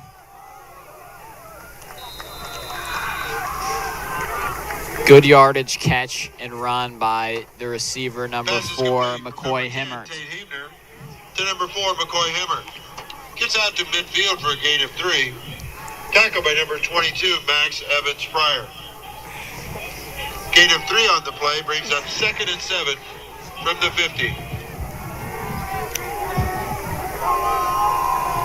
Hebner in shotgun.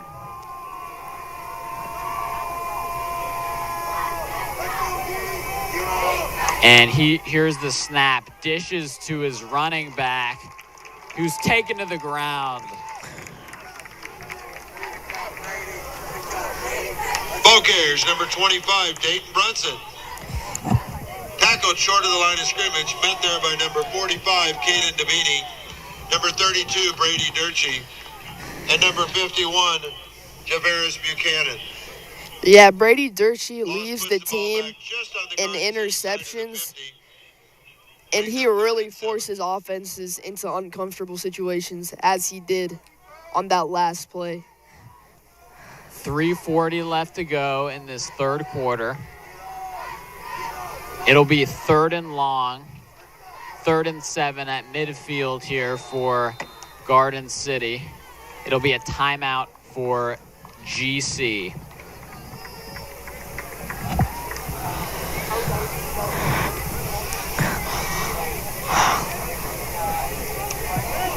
Looking at the time situation, do you think Garden City is going to start throwing the ball more, or do you think they're going to stay to their approach of running the ball? I think running the ball has worked the best for them, other than that big-time 65-yard play. But honestly, that one big play really is the reason they have points on the board, so I could see them go deep. as well. Hevner throws a dart right into the arms of his receiver, Drew Strecker, and that'll be a first down. To number 6, Drew Strecker. Gets down to the 38-yard line. A gain of 17. Tackle by number 4, Cody Kemp. 1st and 10, Garden City. Dropped the wide open pass as Joseph Mortensen was there in pursuit. Definitely had an effect on that play. Yeah, Jet Price, he started running to the end zone before catching the ball. And first thing a receiver got to do is catch the ball, obviously. Yeah, that's good analysis. He really did have the Blue Indians end zone in his head before really securing that one. But man, that would have been huge. He could have gone all the way to that end zone, got in the pylons, and made this a much closer game than it is now.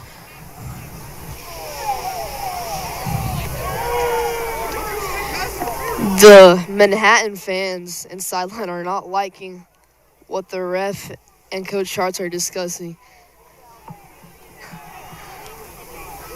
What do you think they're talking about?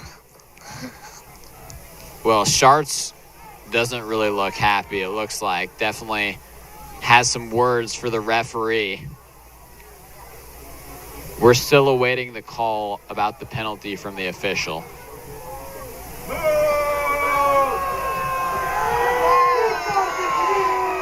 As I think that may have been a PI. It may, or roughing the passer. Oh, wow. 23-yard line. So 15-yard penalty. Garden City will have 1st and 10 from the Manhattan 23.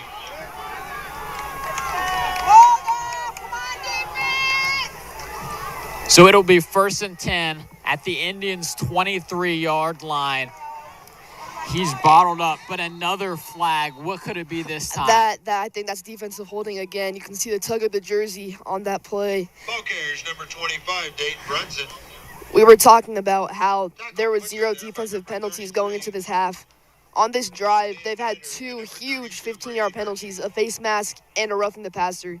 That moved the chains for Garden City, and now, most likely, a holding penalty.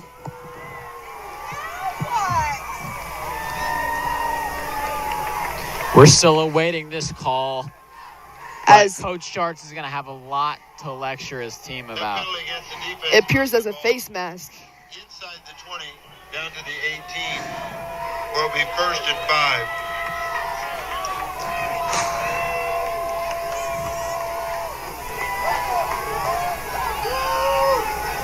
The Buffaloes with it. 1st and 5 at the 18-yard line after another penalty. The 3rd of the drive, 3rd of the game for this defense.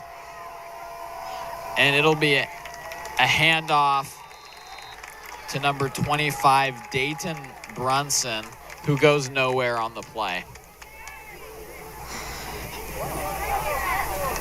Ball carriers number 25, Dayton Brunson. A loss back on the play to the 19. Tackle by number 45, Caden Devini, and number 22, Max Evans Pryor. Brings up 2nd and 6 for the Buffaloes at the 19. High pass. It's caught in the end zone. That may be coming back. Pass is complete from number 10, Tate Hebner, to number 4, McCoy Hemmer. But there is a flag down.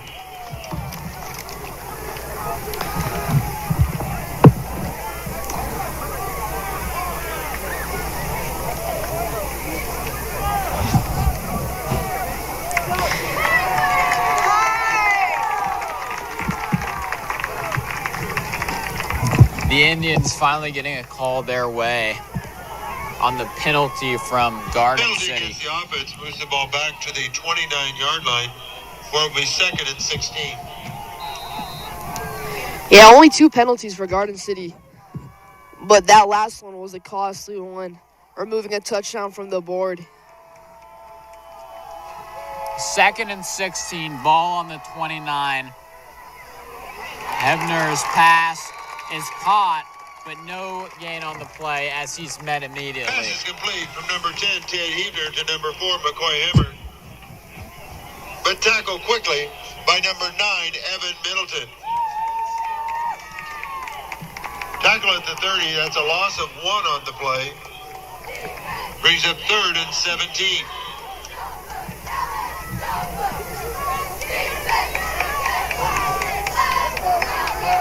The clock's still ticking.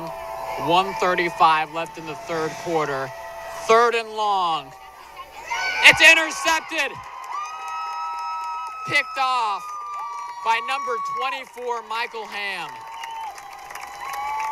What a great play by Michael Ham on a faulty pass. Michael Ham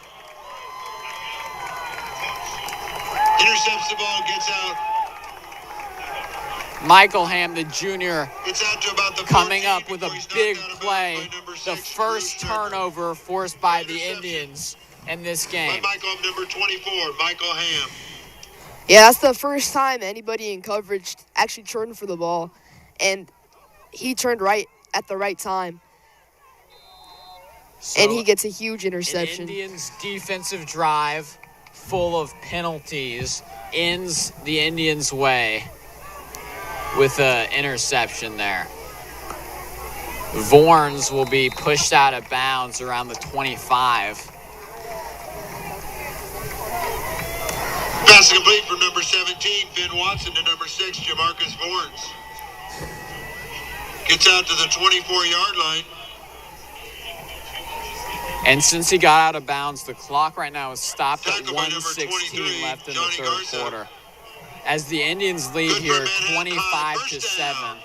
That first down sponsored by That Steel catch and by Five. First and Vorns down, was a first and first 10 down, Manhattan so from the 1st and 24. 10 from the 24 for the Indians.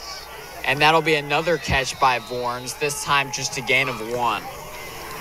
Another completion there from number 17, Finn Watson, to number 6, Jamarcus Vorns.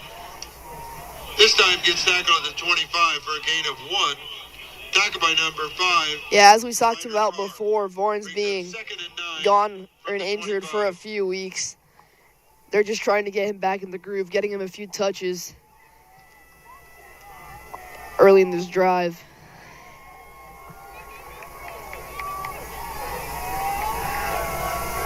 Jack Crocker is lined up on the far side close to the screen, but this will be a keeper for Watson, who gets his way for the first down and will go out of bounds on the play, stopping the clock with Number 25 17, seconds Finn Watson on the keeper. left in the third Gets quarter. good yardage around the left side. Finally tripped up by number 4, McCoy Hammer. Gets out to the 38-yard line for a gain of 13.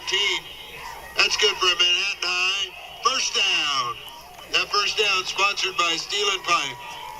But the clock now is running, and this will end the third quarter of play as Manhattan has a It'll be pretty the final substantial play of the third quarter. lead right now, Going into the fourth quarter, 25-7. 25, Garden City 7. But the Indians will have the ball for 1st and 10 at the 38 when the break here ends.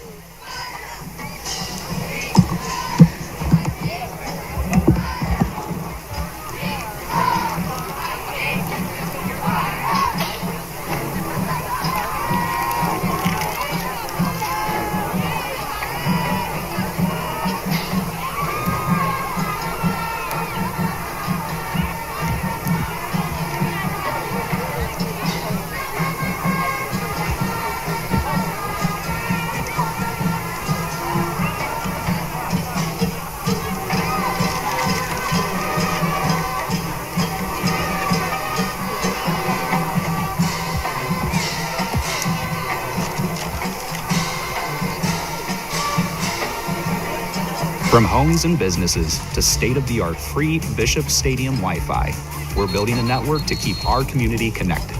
Proudly supporting MHS football and the people who call Manhattan home. WTC Fiber. Get connected. In the third quarter, Junction City is leading Wichita West 49-0.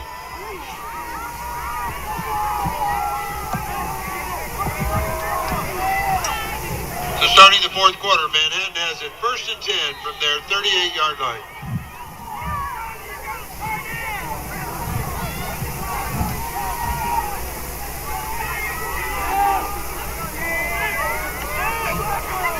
First and 10 on the 38. Finn Watson alone in the backfield.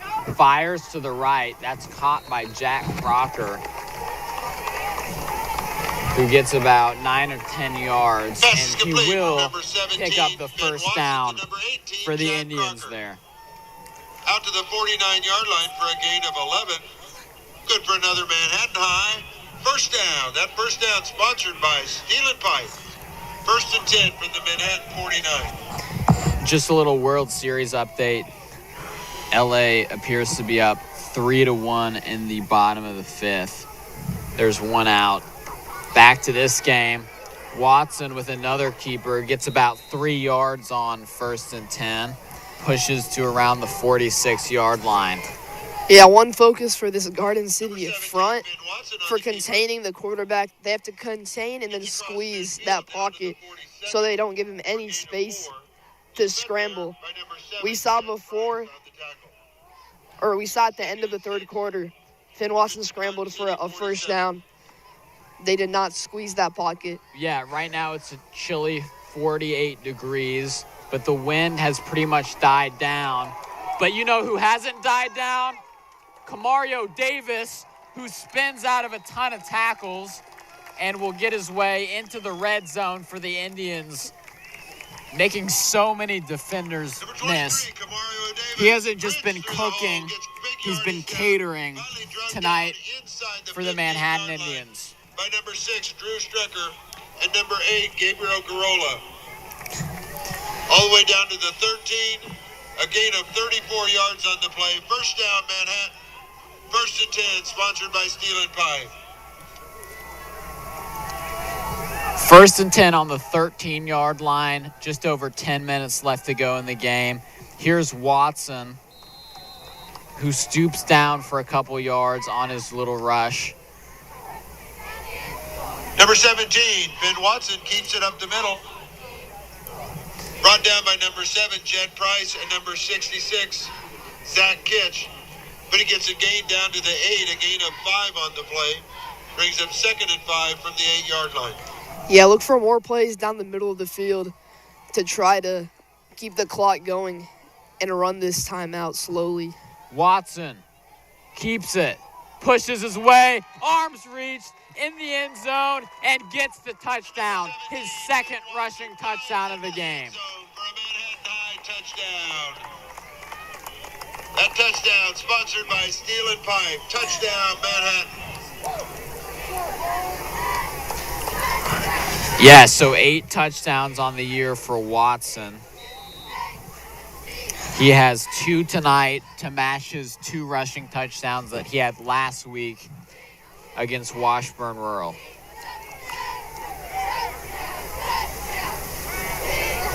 Watson now will pass one in for the 2-point conversion to none other than Joseph Mortensen.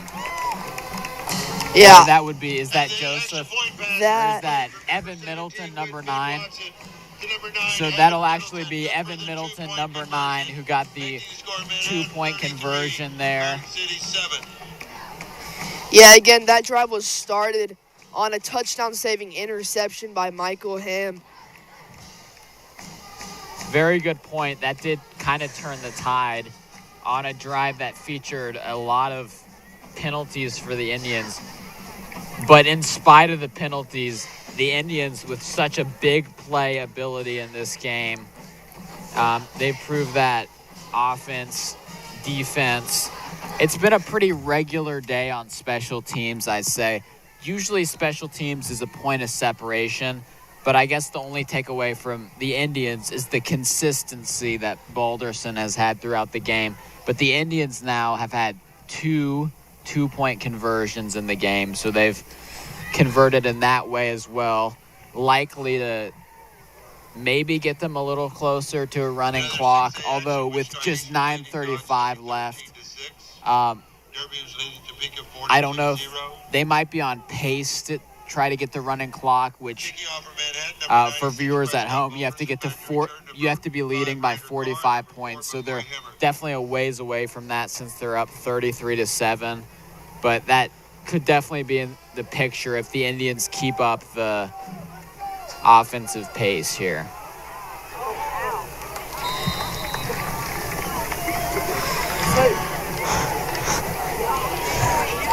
Returning the punt was number 5, Ryder Carr. Takes it from his 7. Chased down at about the 21 by number 4, Cody Kemp. So 1st and 10, Garden City at their 21-yard line. Speaking of special teams, big play right there. A decently long field for Garden City on this drive.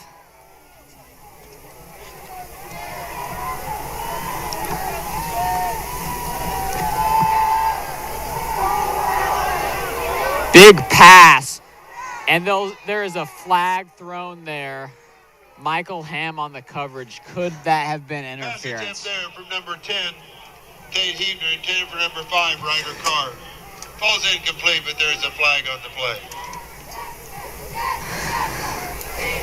That right there is textbook receiving. He got in front of the defender, put his back right on his stomach, and drew the flag. So, tell me again, what was that penalty there? It was a pass interference. Penalty on the defense moves the ball out to the 36-yard line. On, I believe it was Michael Hamm. Michael on the Hamm. Defense, yeah. Number 24, and Michael Hamm did have the big interception in the last drive, but just got a little bit too handsy. It looked like a pretty good pass from the quarterback there, Hevener. But nevertheless, 1st and 10 now at the 36-yard line. And Garden City just there to take the guy to the ground. Pass is complete for number 10, Tate Heater, to number 7, Jed Price. But tackled immediately by number 9, Evan Middleton, number 22, Max Evans Pryor, and number 2, Nismic Johnson. No gain on the play. Brings up 2nd and 10. Hevener goes deep again. Michael Hamm with the defense just blanketing the receiver. Just absolute strapped on the play. Michael Hamm has really stepped up here with Jyron Dixon, who's injured right now, and J.J. Dunnigan, who we haven't seen in a while. I wonder if the reason why J.J. Dunnigan's in right now has anything to do with him meeting with Colorado tomorrow. Maybe they just want to keep him healthy. Maybe he could be dealing with an injury. Who knows? Yeah, quick weather update. It isn't as cold as we thought. It's about 52 degrees. But there was no rain in this game, which is good. With a coat on, it does feel pretty pleasant. I mean, if I didn't have a blanket and a hat, it would be a different story. But fairly comfortable conditions on a pretty nice night here at Bishop Stadium. And Seco Park, Iavon, is still pretty torn up. There's some big renovations that are happening. In the long run, there'll be great additions for the Indians' baseball, softball, tennis, many teams that call Seco Park home.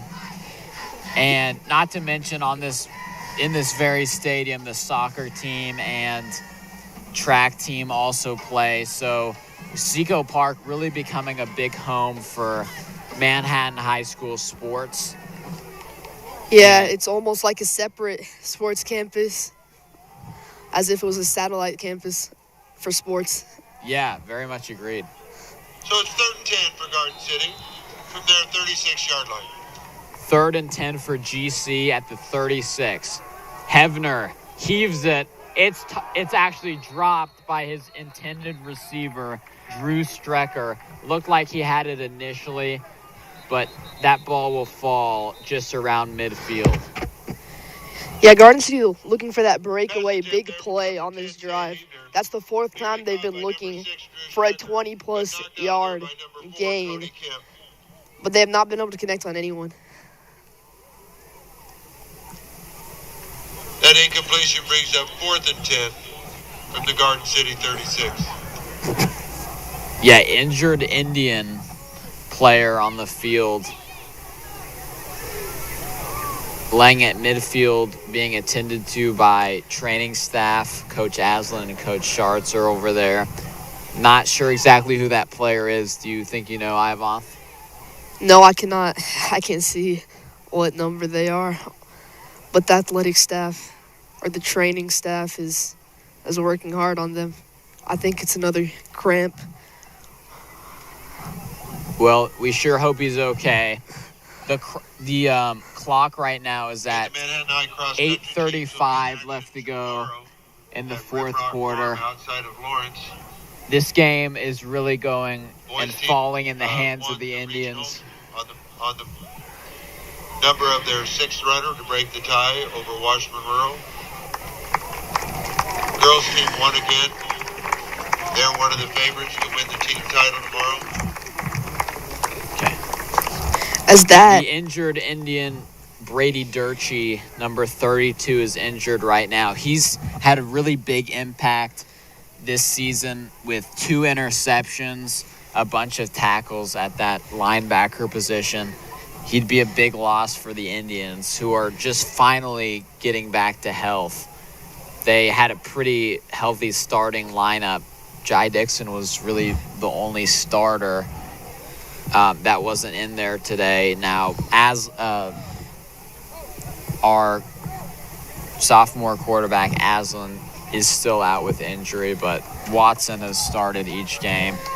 But, yeah, we hope that Brady Durchie is okay. He walked onto the sideline right now, aided by a teammate and the trainer. Number 6, Drew Strecker. And Drew Strecker with arguably his best punt of the night so far, but it's caught by Nisbek Johnson, pushed back around the 36 or 37-yard line. Now, Nisbek Johnson on that return, Coach Schartz really praised Nisbek because Nisbek Johnson, a captain on this Indians team, is known as one of the big vocal leaders on the squad, able to make a motivational speech and lead by example and really hype up his team before games, keep them accountable in practice and all that. So just want to give Nisbek Johnson his flowers.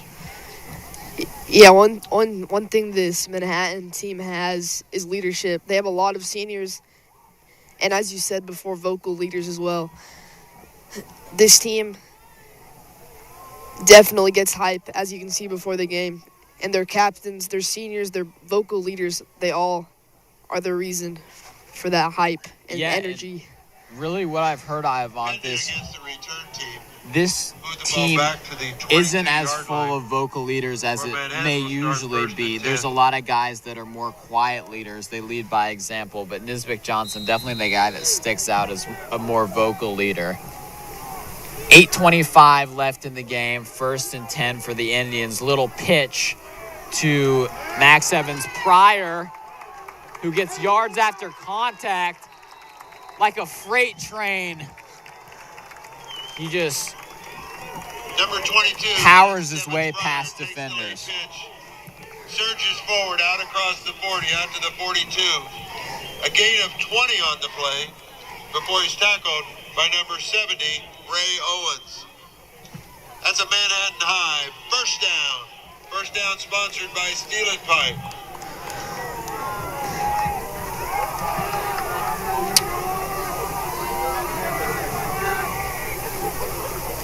That will be a messed up handoff, but Watson recovers and gets 3 or 4 yards on the play.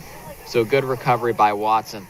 And Ivan, I've just received word that in the game that decides the Indians matchup next week, Wichita East, who's the 5th seed right now, is leading the 12th seed Wichita Heights 7-0 with 4:22 left in the game. That'll be a big one we'll monitor. Southeast leading right now.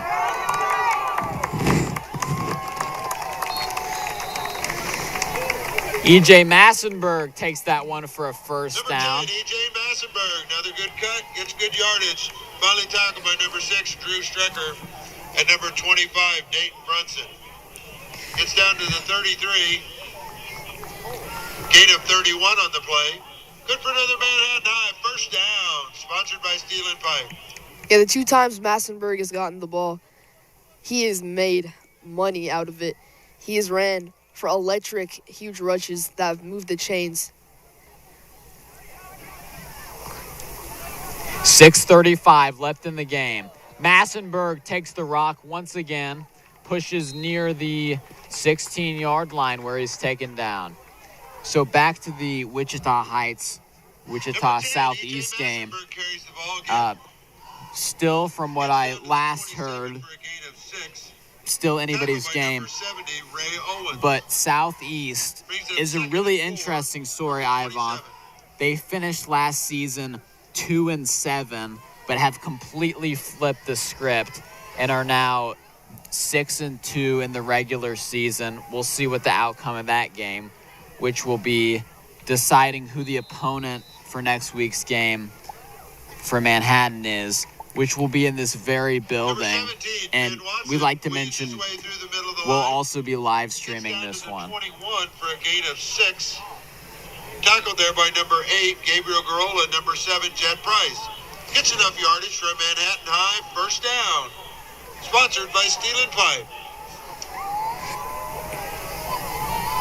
And looking at the playoffs right now, it looks like the West bracket, which the Indians are on, seems a lot more difficult as Grayson Wassenberg, number 7, the senior tight end, gets in the end zone Pass is complete for a big number catch. 17, Ben Watson, to number 7, Grayson Massenberg.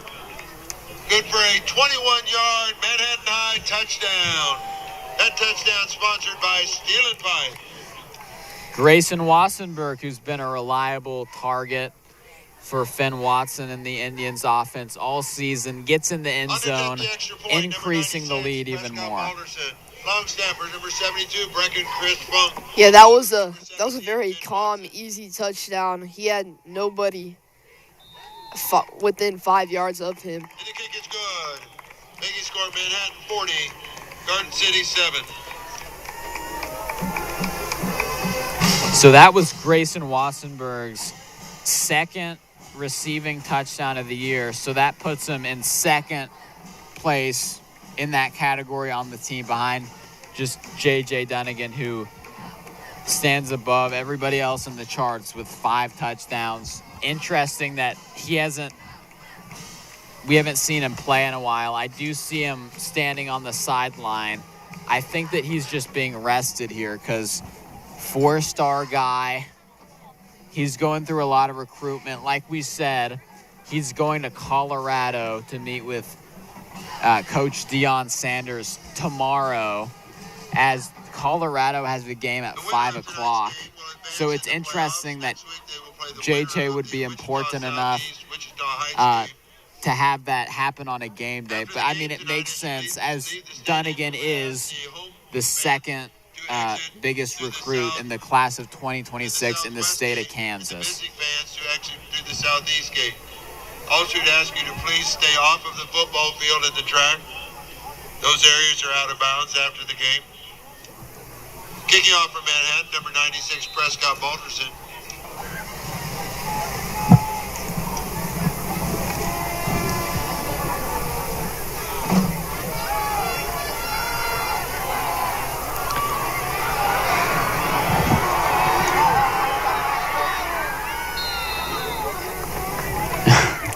Describe that return for me, Ivan.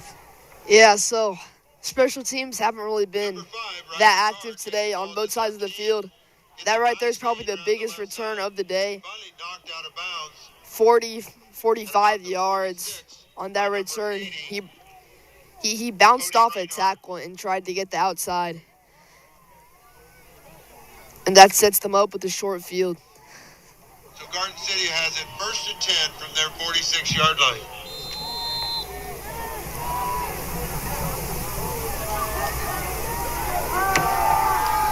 Hefner fires into his own sideline there. Yeah, Nothing on that play. Some miscommunication between Pass attempt there from number 10, Tate Heater, falls incomplete.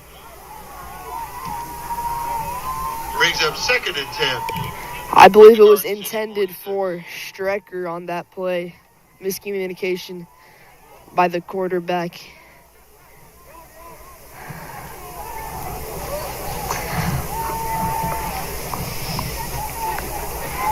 Second and 10, 5:04 left in the game. Hefner under duress, evades pressure, but ends up heaving it onto the sideline for the second straight play. So nothing going the last few plays for Hefner Pass attempt there from number 10, Tate in this Heater, offense of 5, the Buffaloes. Ryder Carr, falls incomplete. And incompletion brings up 3rd and 10 from the 46.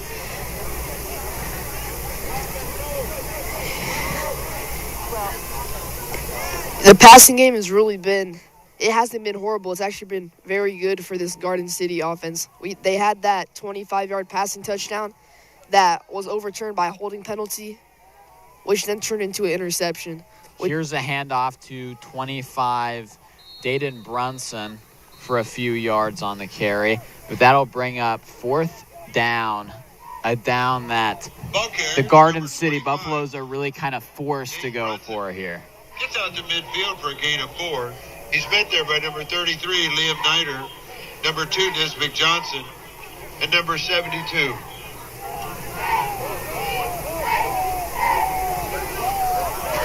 Fourth and 6, 4:20 left in the game. Timeout, Garden City.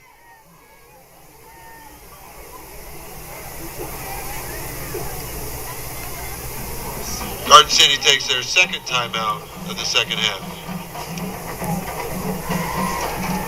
So the Indians here lead by 33 in a 40-7 match here. When we get the chance, we'll continue to update about the Southeast game, which can have some really big implications as it decides who the Indians face in this building. And yeah, 4:21 left on the clock. Indians running away with this one. And So Garden City has other than that one big 65-yard touchdown for Garden City, there hasn't been much going. Hefner throws it deep. It's corralled by number 5, Ryder Carr, despite pretty tight coverage by Michael Ham. Tate Heater to number 5, Ryder Carr, all the way down to the 20-yard line for a gain of 30. Tackled there by number 24, Michael Ham. Yeah, as I've stated many times in this game, Garden City is a big play offense. They got that touchdown and another big play here, but it may be a little too late. And that one's blocked, just swatted out of the air by Garrison Vikander. Pass by number 10, Tate Heater, falls incomplete. Knocked down by number 52, Garrison Vikander. Brings up 2nd and 10 from the 20. 3:48 on the clock. It is 2nd and 10 for Garden City, who cannot realistically win this game, but they can make their score look a little better as they close out their season tonight. And the home fans exit through the southwest gate. We'd appreciate it.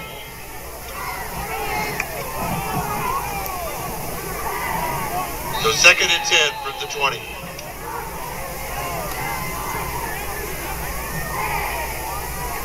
It'll be another timeout by Garden City. And Garden City takes their final timeout of the second half.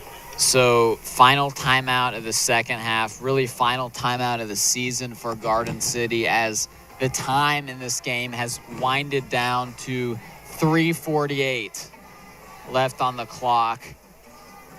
And the score is 40-7 with the Indians on the high side right now.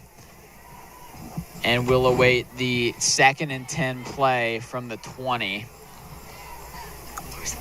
As the Indians defense with another great showing. You know, unfortunately, they couldn't get their 3rd straight shutout, basically just because of one play. But another blowout.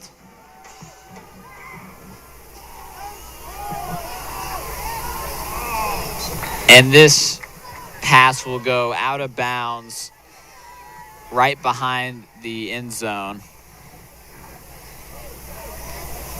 The Buffaloes are just trying to find a big play so they don't go home on that long bus drive.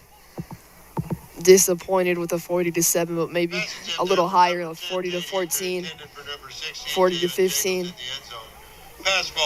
Yeah, Ivan, out of the 9 games this season for the Indians, they've scored 40 or more points in 6 of them. Big time sack, play blown up, loose ball, picked up, Evan Middleton, could he make it all the way? 10-5, touchdown. The big man, Evan Middleton, coming up big and increasing the lead 46-7 with 3:24 left in the game. By number 52, Garrison Vikander. The ball falls loose. Number 9, Evan Middleton picks it up and runs the distance.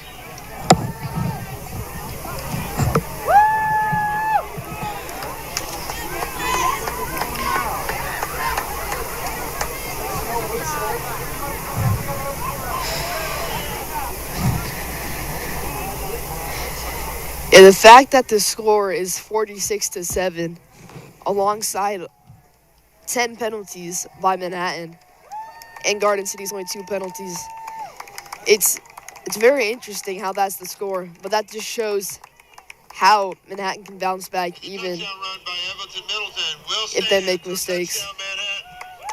On the fumble recovery. And that touchdown will stand for Evan Middleton, who's been reliable this season. Speaking of reliable, WTC Fiber, reliable connection, great Wi-Fi. We love WTC Fiber here. And they're just great in this Manhattan community, sponsoring a ton of stuff related to Manhattan High School. And Prescott Balderson's successful kick will make it 47-7. Indians are going to run away from this game as they've been very successful.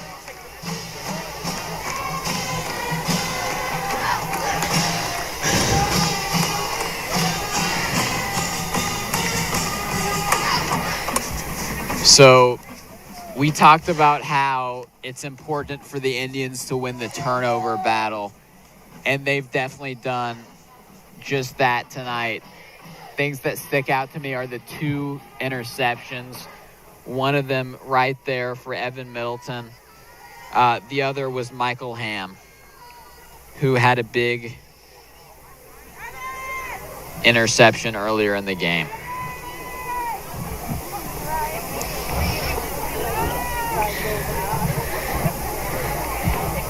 Yeah, if it's Wichita Southeast or Wichita Heights, whoever Manhattan plays next, they should be prepared, because this Manhattan team is coming off of 3 huge wins, and they are on fire going into this playoff.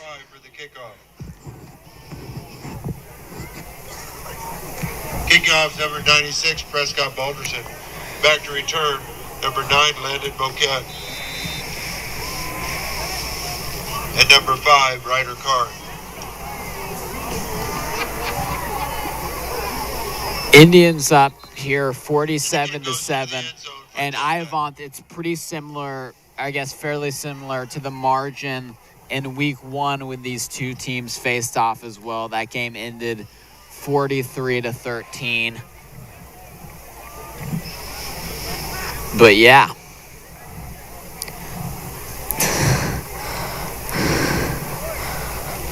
So Garden City will have it 1st and 10 from their 20-yard line. And I've received word that Wichita Southeast has beat their opponent tonight 7-0. So that will be your game here at Bishop Stadium next week.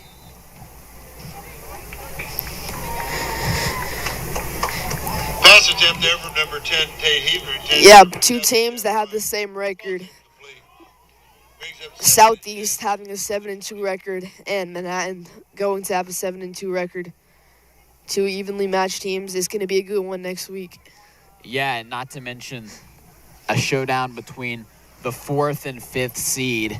I remember, I don't know if it was last year or the year before that, we played Wichita Southeast in the first round of the playoffs. Absolutely dominated them. I said, Wichita Southeast, are they ever going to be good?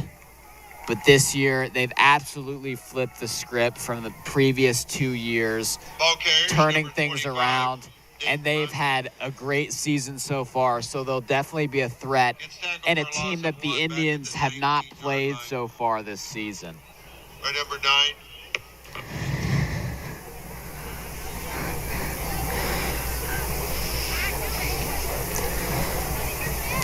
Brings up 2nd and 11 from the 19. But man, 7-0, the final score in the Southeast game. It arises a lot of questions. Like, can they score against us? What factors contributed to that? You know? I think we may see another defensive shootout next week. Yeah, maybe a little similar to the Week 3 game here at Bishop Stadium against Hayes. That ended, I think, was it 13-10? Yes, I believe it was 13-10. Just a really gritty game that came down to special teams and defense for the most part. So we'll see if it's that. Southeast, though, is known for having a good defense this season. We're under 2 minutes left to play. Number 10, Tate Heaver, to number 16, Jalen Jagels. Gets out to the 43-yard line for a gain of 11. Tackle by number 4, Cody Kemp. Good enough for another 1st and 10 for Garden City. 1st and 10 from their 43.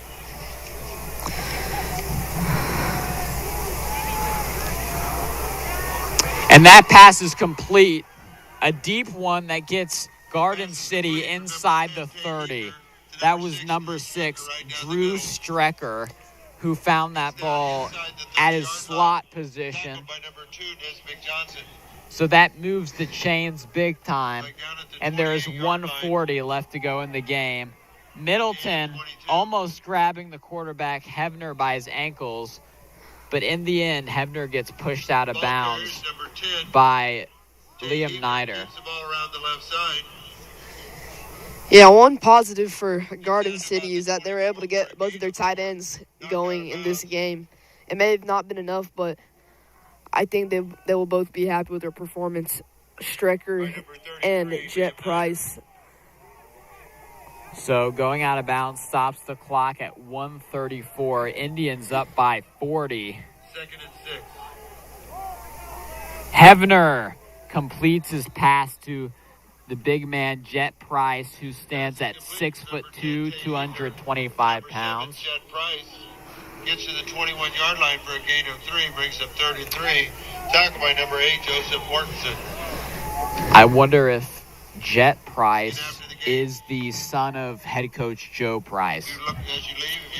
I would guess it probably would be. Not something I can confirm. But Jet spelled J-H-E-T-T. I think that's a pretty good name. Pretty cool name. I don't know about you, Ivan. But Number 16, Jalen Jagels, knocked out of bounds by number 12, Adonis Dunnigan. Knocked down at the 14-yard line. That's a gain of 7. Good for a Garden City first down, 1st and 10 from the 14. We are under 40 seconds left in this playoff game. Hevner, pocket collapsing, just tosses it to the sideline, and that stops the clock at 32 seconds. Number 10 gets rid of the ball out of bounds to save the sack. That incompletion brings up 2nd and 10 from the 14.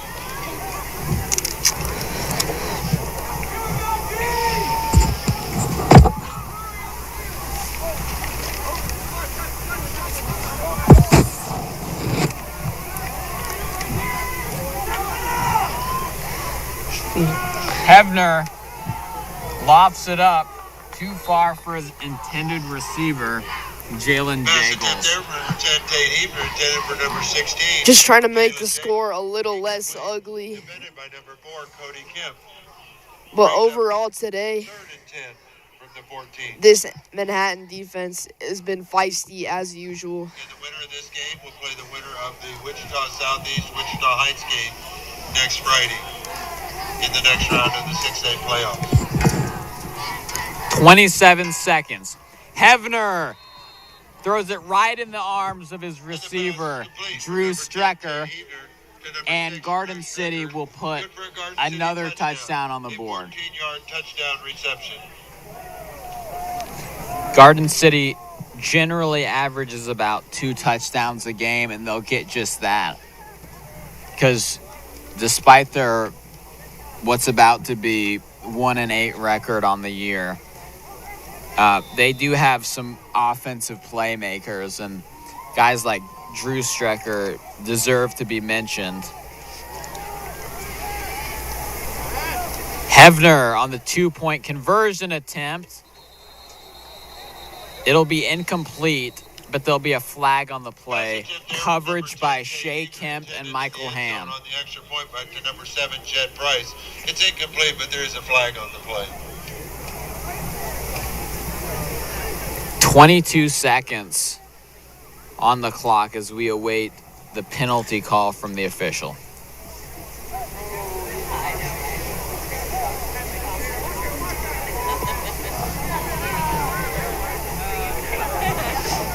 That was pass interference on the Indians. Penalty on the 2-point conversion against the defense. We'll move the ball halfway to the goal. Repeat the try.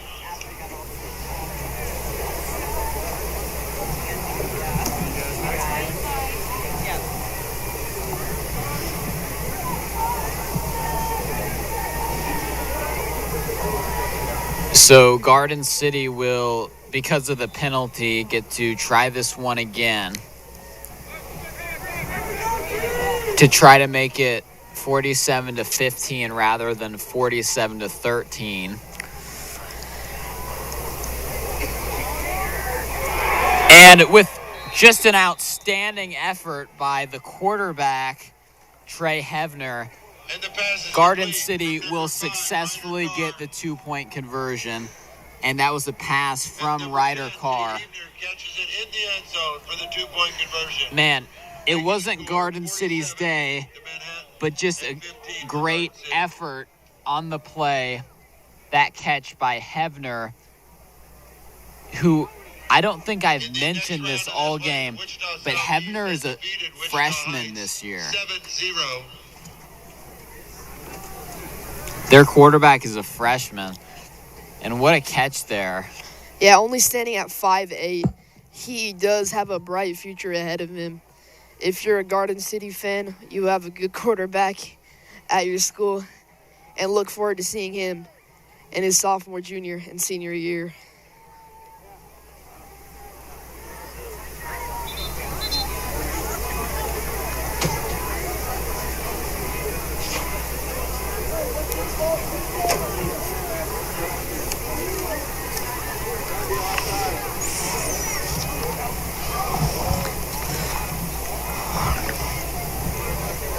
So quite a bit of the Indians crowd has started to file out here as there are just 22 seconds left on the clock.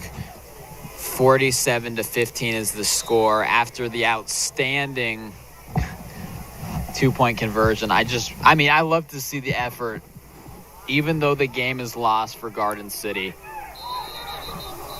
And that ball was caught by Liam Nider, who almost had a foot out of bounds. But he did have a foot out of bounds. He did. Okay. Which will be a penalty. And it looks like Coach Schartz isn't happy about that, but just a discipline thing. Yeah, Coach Schartz, typically won't put up with a lack of discipline, that's for sure. But that leadership has led to the state championship in 2022 and just a constant winning culture for the Indians. Will have it at the 32-yard line.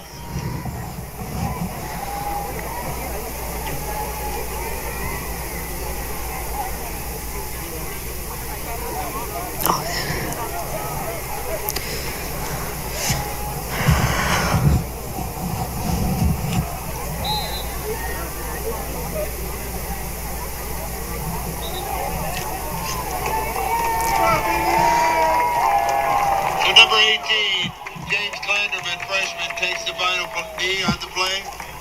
That will be the final play of the ball game.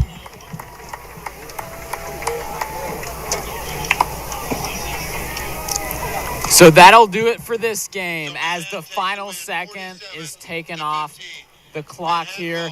And the Indians with a big win here in the first round of the playoffs against Garden City, winning 47-15. And you heard the announcement right there.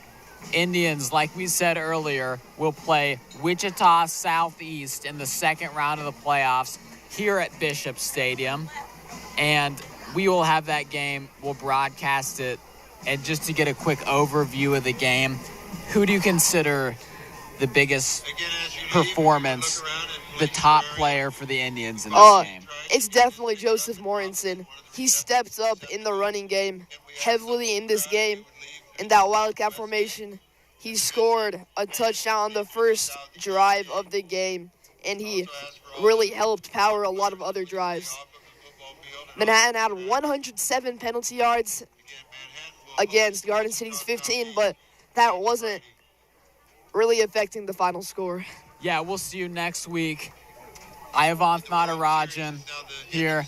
I'm Lane Lewison from Lou Lane Field at Bishop Stadium in the Little Apple. And thanks for watching on the MHS Student Media YouTube channel. Good night.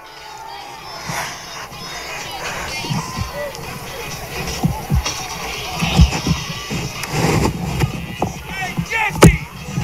Taking his seat home!